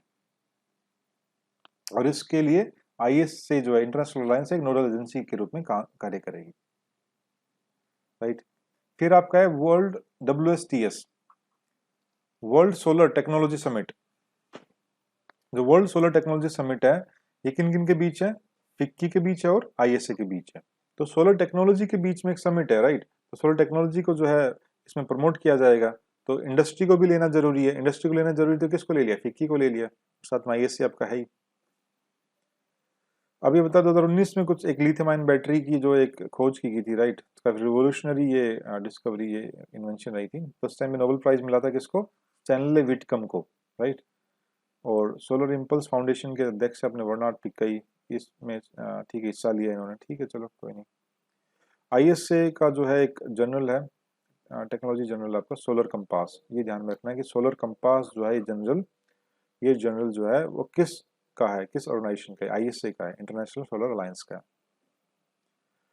नेक्स्ट हम देख लेते हैं अपने इंटरनेशनल कुछ इलेक्शंस वगैरह भी, अंतर्राष्ट्रीय निर्वाचन, किन किन कंट्रीज में किन को क्या नए हेड ऑफ द स्टेट या बने। अपना कनाडा का देखें तो जस्टिन ट्रूडो जो है, जस्टिन ट्रूडो ने फिर से जीत हासिल की है। ये लगातार तीसरी बार चुनाव जीतने वाले, तो जस्टिन ट्रूडो तीसरी बार जो है कनाडा के प्रधानमंत्री बन गए। मोरक्को, मोरक्को में आपके अजीज अखन्नोच, ठीक है, अजीज अखन्नोच किसके बने हैं, मोरक्को के। तो देखो मोरक्को याद कैसे रखना है, याद रखने के लिए थोड़ा बहुत ट्रिक्स वगैरह बना लेना है, थोड़ी मैं हेल्प कर देता हूँ, बाकी you can make it by yourself as well. देखो मोरक्को ही नहीं, मारना, तो मारना बड़ा ही अजीज है, किसको, मारना बड़े अजीज है, और वो क्या करता है, आंखें नोच लेता है, ठीक है। मारना बड़ा ही, मोरक्को से रखना है मारना, मारना बड़ा ही अजीज, अजीज आपका फर्स्ट नेम हो गया, और इतना अजीज है वो क्या करता है, आंखें नोच लेता है। तो मोरक्को क्या है, अजीज अखन्नोच। और जो भी हम इस तरह से याद करने का ट्राई करेंगे, इसका कोई नो ऑफेंस टू एनीबॉडी, ये बस सिंपल एक याद करने के लिए एक हम तरीका निकाल रहे हैं, दैट्स इट। जाम्बिया, जाम्बिया में जो है राष्ट्रपति चुनाव हुए, ठीक है। यहाँ पे कौन बने हैं अपने, होकेंडे, होकेंडे हिचिलेमा, होकेंडे हिचिलेमा। कैसे याद रखना है, देखो जाम्बिया में कौन जामते हैं, जामना ही नहीं जन्म लेना, तो जाम्बिया में जो है गेंडे जामते क्या करते हैं, हिचकी लेते हैं वहां के गेंडे जो है, ठीक है। जाम्बिया में गेंडे जामते ही हिचकी लेते हैं, ठीक है। नेक्स्ट देखते हैं ईरान, ईरान में राष्ट्रपति चुनाव हुए, तो वहां कौन बने, रईसी, कौन है, रईसी। तो रईस लोग ईरान में कौन हेड करेगा, रईस लोग करेंगे भाई, ठीक है। पहले मुख्य न्यायाधीश भी थे, हसन रूहानी की जगह इन्होंने ली है, पहले हसन रूहानी थे यहाँ के राष्ट्रपति जो है, अब कौन है, रईसी, रईस लोग है। सीरिया में बशर अल असद लगातार यही चौथी बार चुना गया है, तो इनका तो नाम याद हो गया आपको, बशर अल असद का।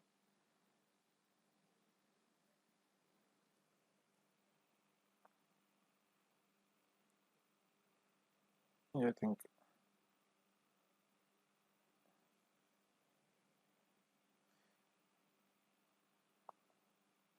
ये मूव करने में थोड़ी प्रॉब्लम हो रही है इसको, जस्ट वन थिंग। तो सीरिया में कौन है, बशर अल असद, कैसे मूव करते हैं, ओके ओके, ये आई थिंक ये पीडीएफ कंप्लीट हो गई है। तो एक बार फिर से देख लें इसको, सीरिया में बशर अल असद है, ईरान में रईसी हैं, रईस लोग हैं आपके। जाम्बिया में कौन है, जाम्बिया में आपका होकंडा हिचिलेमा है, कि गेंडे हिचकी लेते हैं यहाँ पे, जानते ही जाम्बिया। मोरक्को में क्या है, मारना अजीज, अजीज अखन्नोच, ठीक है। तो कनाडा में Justin Trudeau, right. Let's start the another one, देखते हैं 4-5 पेज हो रहे हैं इसके, फिर ये खत्म हो जाएगा अपना लेक्चर। ये वियतनाम में जो है अपना ग्वेन फू ट्रोंग है, ग्वेन फू ट्रोंग, ये कम्युनिस्ट पार्टी के ग्वेन फुटरोंग कहाँ का, वियतनाम का है, राइट। इसको ऐसे ही ध्यान रखना है। जिबूती, जिबूती में अपना क्या है, इस्माइल उमर गुएले। तो इस्माइल उमर गुएले, गुएले। तो अपना कैसे ध्यान रहेगा ये, जिबूती में कौन है, गुएले, ठीक है। सो जिबूती यानी जीवन भर, जीवन क्या है, जिबूती यानी जीवन, उम्र, जीवन से उम्र आपका, ठीक है। तो जीवन भर, जीवन भर उम्र, यानी जिबूती यानी जीवन यानी उम्र, उम्र भर गुएले, गु लेता रहेगा, ठीक है। ये not a appropriate word but still बस ध्यान रख लो इसको। नीदरलैंड्स के आम चुनाव, नीदरलैंड्स में आपका कौन है भाई, आपका आपके प्रधानमंत्री है नीदरलैंड्स में मार्क रूटे, ठीक है। तो मार्क रूटे के आपके नीदरलैंड्स के प्रधानमंत्री हैं। कैसे याद रखना है, नीदरलैंड्स, लैंड्स यानी लैंड, लैंड के ऊपर, लैंड के ऊपर क्या करेंगे आप, रूट मार्क करोगे। अगर आपको कहीं पर जाना है तो लैंड के ऊपर क्या करोगे आप, रूट को मार्क करोगे, ठीक है, तभी तो आप जा पाओगे वहां पर। तो नीदरलैंड्स में कौन है, मार्क रूटे। सो रूटे चौथी बार प्रधानमंत्री का चुनाव जीता इन्होंने। और 2021 में बाल कल्याण धोखाधड़ी घोटाले के कारण जो है रूटे सरकार ने इस्तीफा दे दिया था। अब उसके बाद फिर से जो है रूटे प्रधानमंत्री का चुनाव जीत गए। ओके। एस्टोनिया की पहली महिला प्रधानमंत्री कौन बनी, काजा कल्लास, ठीक है। एस्टोनिया कैसे याद रखना है, देखो एस्टोनिया, एस्टोनिया से देखो याद रखो टेस्ट, एस से टेस्ट, ठीक है। Just give me moment.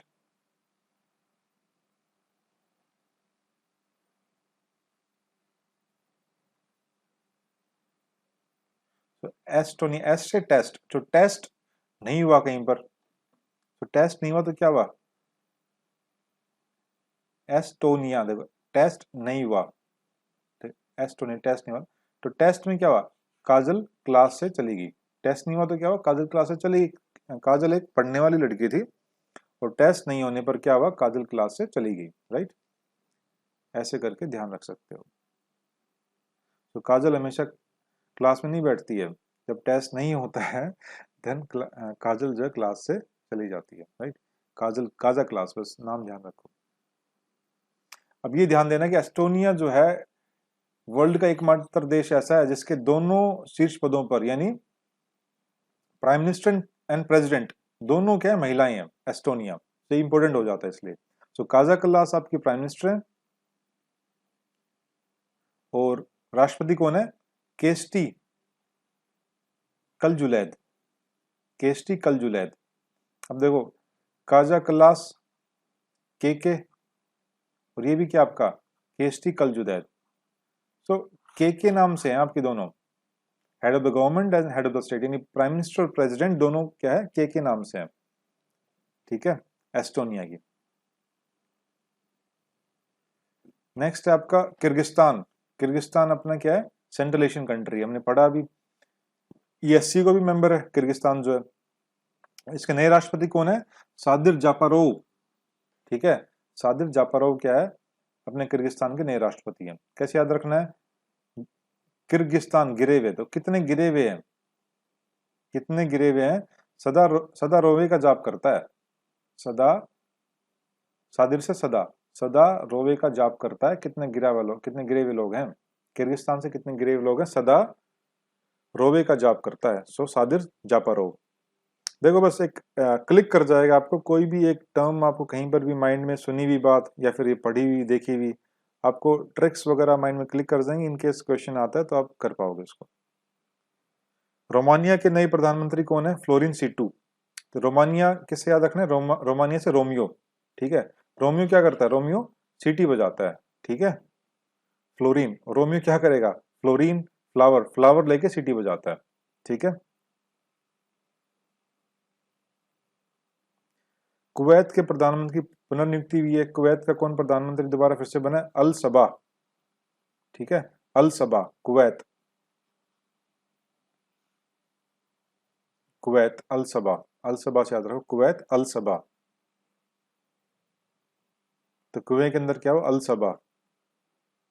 घाना, ठीक है, घाना में लास्ट का ना पकड़ लो, ना से क्या हो, नाना, ठीक है। तो घाना के राष्ट्रपति कौन है? नाना। ओके। यूएस के राष्ट्रपति, यूएस के राष्ट्रपति कौन है अपने? Joe Biden. Joe Biden 46th आपके राष्ट्रपति है। चुनाव कौन से? चुनाव आपके 59th हुए थे, क्योंकि बहुत सारे राष्ट्रपति इनके दो दो बार भी बने हैं, राइट। सो आपके इलेक्शन 59वें थे और जो बाइडेन 46th आपके राष्ट्रपति हैं। इसके अलावा इससे पहले जो बाइडेन ने उपराष्ट्रपति भी रहे थे, 47th उपराष्ट्रपति भी थे 2009 से 17 के बीच में। कमला हैरिस जो है यूएस की उपराष्ट्रपति चुनी गई है, वाइस प्रेसिडेंट, और ये पहली महिला, पहली ऐश्वेत और पहली एशियाई मूल की उपराष्ट्रपति है। तो देखो, first women, first black and first Asian origin vice president. तो आगे देखते हैं कुछ अपनी ये इमरजेंसीज हैं, अंतर्राष्ट्रीय आपदाएं हैं। ये एक आपदा की भविष्यवाणी, प्राकृतिक आपदा की भविष्यवाणी करने वाले एक ऐप जो बनाई गई है। ये ऐप किसने बनाई है? आईआईटी रुड़की और एनडीएमए। एनडीएमए क्या है? National disaster management authority. इन्होंने मिलकर क्या किया है? एक ऐप बना दी है कि भाई बताएगा भाई बारिश होने वाली, कितनी बारिश होगी, कैसे क्या, तो उससे क्या हेल्प मिलेगी? ठीक से मैनेज करने के लिए टाइम मिल पाएगा, उसको काम कर पाएंगे। हैती, हैती एक आपका रिक्टर स्केल पे 7.2 का आपका एक अर्थक्वेक आया था, ठीक है। हैती की राजधानी जो पोर्टो प्रिंस में इसका जो था आपका जो एपिसेंटर था यहाँ पर, तो हैती में क्या है? एक भूकंप आया आपका 7.2 रिक्टर स्केल का। तो ध्यान रख सकते हो, कोई पूछ सकते हैं कि भाई हैती ये जो है किस कंट्री में जो है इतना जो है अर्थक्वेक आया है। फुकुतोकु ओकानोबा एक वोल्केनो है, फुकुतोकु ओकानोबा। तो नाम से ही पता लग रहा है जापान क्या है, ठीक है। जापान में एक सबमरीन वोल्केनो है, सबमरीन वोल्केनो है, यानी समुद्र के अंदर वाला वोल्केनो है, फुकुतोकु ओकानोबा, ठीक है। माउंट मेरापी जो इंपॉर्टेंट है, अभी अगस्त 2021 के अंदर ही जावा आइलैंड पे, ठीक है। तो पहले तो आपने देखा कि कहाँ पर है? जावा आइलैंड, ये भी याद रखना है, इंडोनेशिया में जावा आइलैंड पे माउंट मेरापी, ठीक है। और इंपॉर्टेंस क्या है इसका? इंडोनेशिया का सर्वाधिक सक्रिय ज्वालामुखी है माउंट मेरापी, इसलिए इंपॉर्टेंट हो जाता है। अब अलास्का जो यूएस का पार्ट है, अलास्का में भी एक ज्वालामुखी विस्फोट हुआ है। मोस्टली अलास्का तो यहाँ पर बर्फ से ढका हुआ रहता है, ठीक है।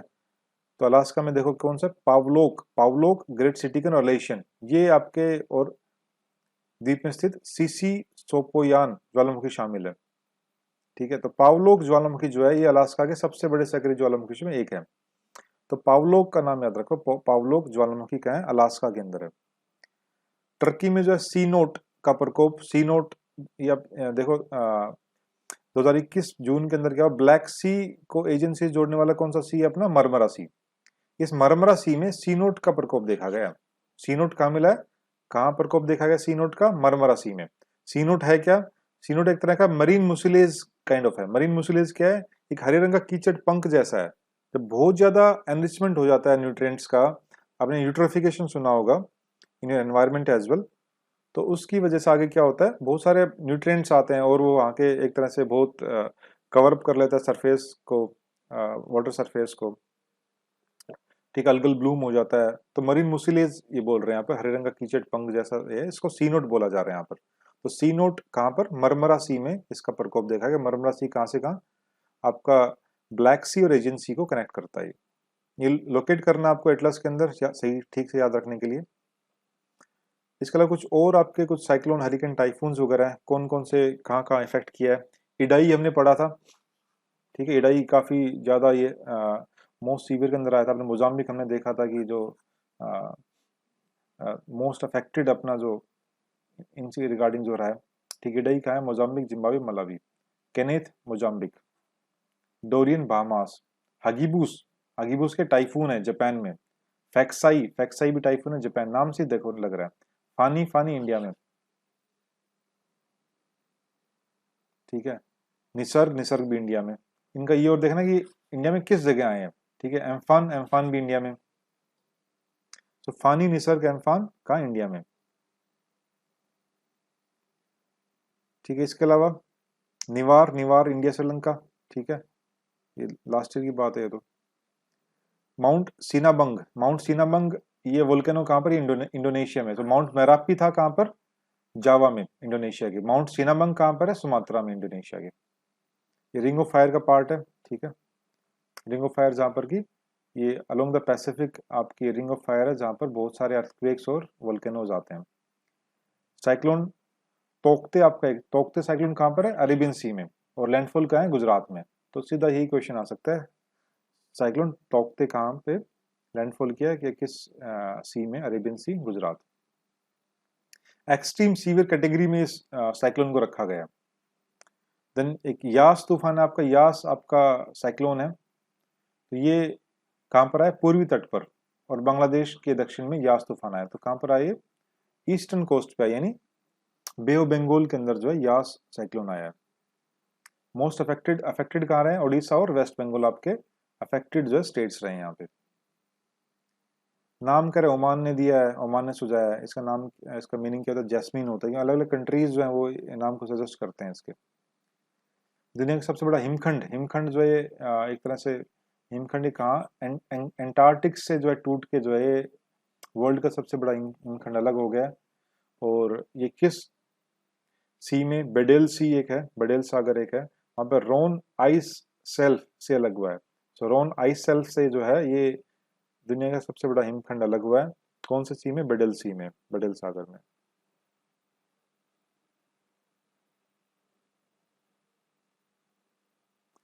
सेमरू एक ज्वालामुखी है, ये कहाँ पर है? जावा में है, ठीक है। एक हमने पढ़ा था पहले, माउंट मेरापी। माउंट मेरापी कहाँ था? जावा में। सेमरू जावा में, ठीक है। और इससे पहले हमने पढ़ा था अभी सुमात्रा में। कौन सा पढ़ा था हमने? सुमात्रा में देखा था माउंट सिनाबंग। तीन हमारे ये जो है वोल्केनोज, ये हमने इंडोनेशिया के अंदर हमें पढ़े हैं अभी। लेह में जो है मौसम विज्ञान केंद्र की स्थापना की गई। देखना है भारत का सबसे ऊंचाई का पर स्थित मौसम विज्ञान केंद्र। तो यहाँ से हम देख पाएंगे कि आसपास के जो हिल स्टेशन वगैरह हैं, जो हाई हाइट पर है, वहाँ पर हिमाचल, हिमालयाज के अंदर, तो वहाँ के वेदर फोरकास्ट में हेल्प मिलेगी। तो लेह के अंदर है हाईएस्ट, इंडिया का हाईएस्ट मौसम विज्ञान केंद्र है। ये ध्यान रखना आपको, इंपॉर्टेंट है ये। किया किला हुआ ज्वालामुखी कहाँ है? किला हुआ अपना ज्वालामुखी हवाईन आइलैंड के अंदर है। हवाईन आइलैंड कहाँ है? अमेरिका का पार्ट है, यूएसए का पार्ट है। किला हुआ ज्वालामुखी, ठीक है। देन नेक्स्ट आपका है मुंबई कोस्ट पे नीला ज्वार, यानी ब्लू टाइड देखने को मिली है मुंबई कोस्ट पे। सो महाराष्ट्र के देवगढ़ यहाँ पर और मरूद समुद्र तटों पर, सिंपल ध्यान रखो, मुंबई कोस्ट पे नीला ज्वार यानी ब्लू टाइड देखने को मिली है। रीजन क्या है इसका? इसका एक प्रोसेस, इसको बोलते हैं बायोल्यूमिनेसेंस, ठीक है। बायोल्यूमिनेसेंस के थ्रू जो है ये ब्लू टाइड देखने को मिली है। तो डाइनोफ्लैगेलेट्स होते हैं, ये कुछ प्लांट वो होते हैं जिस उसके थ्रू जो है बायोल्यूमिनेसेंस होता है, यानी प्लांट्स के थ्रू जो ल्यूमिनेसेंस होता है, दिखता है इस तरह से, कुछ काइंड ऑफ लाइटनिंग होती है, राइट। और उसको हम क्या बोलते हैं? उसकी वजह से जो है ब्लू टाइड देखने को आई है। और जब ये पॉइजनस भी होती हैं कई बार, ये कुछ डाइनोफ्लैगेलेट्स हैं, तो उस टाइम पे लाल जवार का कारण बन जाती हैं, राइट। निवार जो अपना साइक्लोन है, निवार साइक्लोन कहाँ पर आया? निवार साइक्लोन अपना बे ऑफ बंगाल में आया है। और कहाँ पर ये लैंडफॉल किया इसने? तमिलनाडु पुडुचेरी के पास, ठीक है। हरिकेन आमोटा, आमोटा हरिकेन कहाँ पर? निकारागुआ। टाइफून गोनी, गोनी टाइफून कहाँ पे? फिलीपींस में, ठीक है।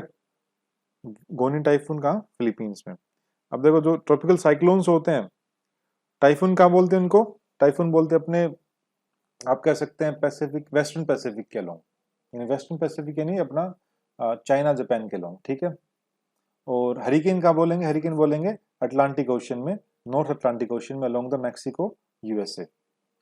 और विली विली कहाँ पर? ऑस्ट्रेलिया में। और ट्रॉपिकल साइक्लोनिक चक्रवात कहाँ पर बोलते हैं इनको? In the Indian ocean. ठीक, कुछ रैंकिंग वगैरह देख लेते हैं, कुछ अगर रैंकिंग हमें याद करनी हो, सीक्वेंस में करके देखते हैं, थोड़ा हेल्प मिलेगी। अच्छा, ये अभी लेटेस्ट रैंकिंग 46 है, लास्ट ईयर 48 थी। तो 46 रैंकिंग हमारी इनोवेशन के अंदर, ग्लोबल इनोवेशन इंडेक्स जो आता है, वीपो कॉर्नेल इंस्टीट्यूट जो निकालता है, ठीक है। एक सीक्वेंस में देखना है 40, देखो 50 से कम अपना 46 और 49 आई इनोवेशन इंटरनेट, ये इंक्लूसिव इंटरनेट इंडेक्स का है इंटरनेट, ठीक है। तो इसको इकोनॉमिक इंटेलिजेंस और फेसबुक ने मिलकर इसने निकाला है। तो इनोवेशन वाला ज़्यादा इंपॉर्टेंट है, ये आप छोड़ भी सकते हो। 50 से नीचे के इनोवेशन आपका है 46 के अराउंड, ये ध्यान रखो। फिर 50 जैसे इनोवेशन आया, फिर आपने 50 प्लस चला गया डेमोक्रेसी के ऊपर, यानी 53। फिर अराउंड अबाउट भी ध्यान रहेगा तो you can do the question. कौन निकालता है? इकोनॉमिक इंटेलिजेंस यूनिट, ठीक है। फिर हंगर आपका आ गया 94, तो हंगर आपका यानी 100 से कम वाले पे आपका हंगर आ जाता है। हंगर कौन निकालता है? Concern world wide and wealth hunger life. फिर ह्यूमन फ्रीडम आपका 110 111 ऐसे ही कुछ है, एक बार कंफर्म कर लेना इसको। ह्यूमन फ्रीडम आपका 111, ह्यूमन कैपिटल आपका 116, ठीक है। तो 100 से नीचे आपका है हंगर, 50 प्लस आपका है डेमोक्रेसी, देखो 53 के अराउंड। 100 से नीचे आपका 100, 90 से 100 के बीच में हंगर है 94। अब 100 से ऊपर जाए तो 110 से ऊपर की बात करते हैं सीधा। देखो हंगर आपकी, ठीक है। उसके बाद ह्यूमन फ्रीडम, हम ह्यूमन फ्रीडम की बात करते हैं। ह्यूमन फ्रीडम मिला, ठीक है। अगर कोई भी इंसान को ह्यूमन फ्रीडम मिल जाता है तो क्या करेगा? फिर कैपिटल बनाने लगता है। एक तरह से सीक्वेंस में देख के चलते हैं। एक ह्यूमन फ्रीडम के लिए फिर ह्यूमन कैपिटल बनाएगा, कैपिटल बनाएगा तो क्या उससे इकोनॉमिक फ्रीडम में उसको मिलेगी। इकोनॉमिक फ्रीडम मिलेगी तो फाइनली फिर वो एक ह्यूमन डेवलपमेंट कर पाएगा। और अगर ह्यूमन डेवलपमेंट अगर हो जाती है किसी इंसान की, तो फिर हैप्पीनेस, उसको खुशी मिलती है। अब ये सब खुशियां मिल गई तो वो किसकी तरफ ध्यान देगा कि भाई जो है सेक्स रेशियो भी ठीक करना है हमने, जेंडर गैप इंप्रूव करना है। फिर जेंडर गैप हमने इंप्रूव कर दिया, अब इन चीजों को जो है क्या करना है? प्रेस में भी छपवाना है हमने। तो सबसे लास्ट में क्या आपका? Press freedom index 142। तो एक सीक्वेंस में याद रखने के लिए पर फिर से देख लेते हैं। देखो 50 से नीचे आपका इनोवेशन 46 के अराउंड, फिर 50 प्लस में आओ तो 53 पे डेमोक्रेसी, और 100 से नीचे यानी 90s में 94 के अराउंड हंगर वाले, हंगर इंडेक्स। फिर 110 से ऊपर की बात करते हैं। ह्यूमन फ्रीडम जो है हुई है, कोई भी इंसान अगर फ्री हुआ है, अब वो सबसे पहले कैपिटल की तरफ जाएगा, ह्यूमन कैपिटल। देख 111 आपका ह्यूमन फ्रीडम, 5 जोड़ दो ह्यूमन कैपिटल, और 16 और 5 21, 5 और जोड़ दो तो इकोनॉमिक फ्रीडम। तो 111 और 5 116, 116 और 5 121 इकोनॉमिक फ्रीडम। अब 121 प्लस 10 131, तो इकोनॉमिक फ्रीडम मिल गई, तो बाद में फिर ह्यूमन डेवलपमेंट कर रहा है, ठीक है। 31 बाद 139 हैप्पीनेस, और हैप्पीनेस अगर आ गई तो फिर gender gap, sex ratio improve करने की बात करेंगे। और इन सब चीजों के इंप्रूव होने के बाद जो है प्रेस में छपवा देंगे 142 पे प्रेस फ्रीडम इंडेक्स। कौन क्या क्या निकालता है? Press freedom, reporters science frontiers, reporters without borders. Gender gap निकालता है आपका वर्ल्ड इकोनॉमिक फोरम। इनइक्वालिटी वाला गैप किसकी बात कर रही है? Economy, right. इनइक्वालिटी किसके? यूएनडीपी, ठीक है। Human development UNDP, economic freedom human capital world bank. Economic freedom आपका हेरिटेज फाउंडेशन आपको डील करता है। Human capital world bank, hunger concern world wife and wealth hunger life, democracy EIU economic intelligence unit, innovation वीपो Cornell and इंसीड। देखो Norway किस किस में आगे था? नॉर्वे आपको डेमोक्रेसी में भी और प्रेस में भी, ठीक है। फिनलैंड फन करते हैं यानी हैप्पीनेस में और गुड गवर्नेंस में। आइसलैंड कहाँ था? जेंडर गैप में, और साथ में कहाँ था आइसलैंड? पीस। बताया था आपको आइसलैंड यानी बर्फ की तरह ठंडी लड़कियां, मीन्स जेंडर गैप, राइट। और पीस कि आइस पे क्या बहुत शांति है, ठीक है। तो आइसलैंड पीस पे भी। सिंगापुर, देखिए सिंगापुर किस में था? सिंगापुर आपका इकोनॉमिक फ्रीडम में था नंबर 1 पे, साथ में पर्सनलाइज हेल्थ इंडेक्स में। इतना इंपॉर्टेंट नहीं है फिर भी, जो still I just told you. हाँ ये देख सकते हैं डेनमार्क और न्यूजीलैंड जो है ये करप्शन परसेप्शन इंडेक्स में थे, ठीक है। स्वीडन किस में था? स्वीडन आपका था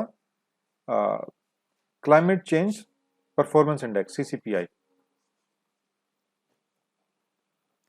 तो ये कुछ हमारी रैंकिंग्स रही है, ये आपको देखना है एक बार। इंडेक्स के रिगार्डिंग कौन सा इंडेक्स कौन निकालता है, कौन सी ऑर्गेनाइजेशन टॉप पे कौन सा है और इंडिया की रैंकिंग क्या है, बस यही इंपॉर्टेंट रहता है। ठीक है, that's all for today's lecture. I will like this guys and will try to finish, जल्दी से कंप्लीट करेंगे इनको बिफोर द एग्जाम, एग्जाम से पहले आपका, ताकि ये यूपीपीसीएस एग्जाम में आपका कवर अप हो पाए, उसमें काम आए आपके। Thank you so much. If you like, just subscribe and like the video and share it. Thank you.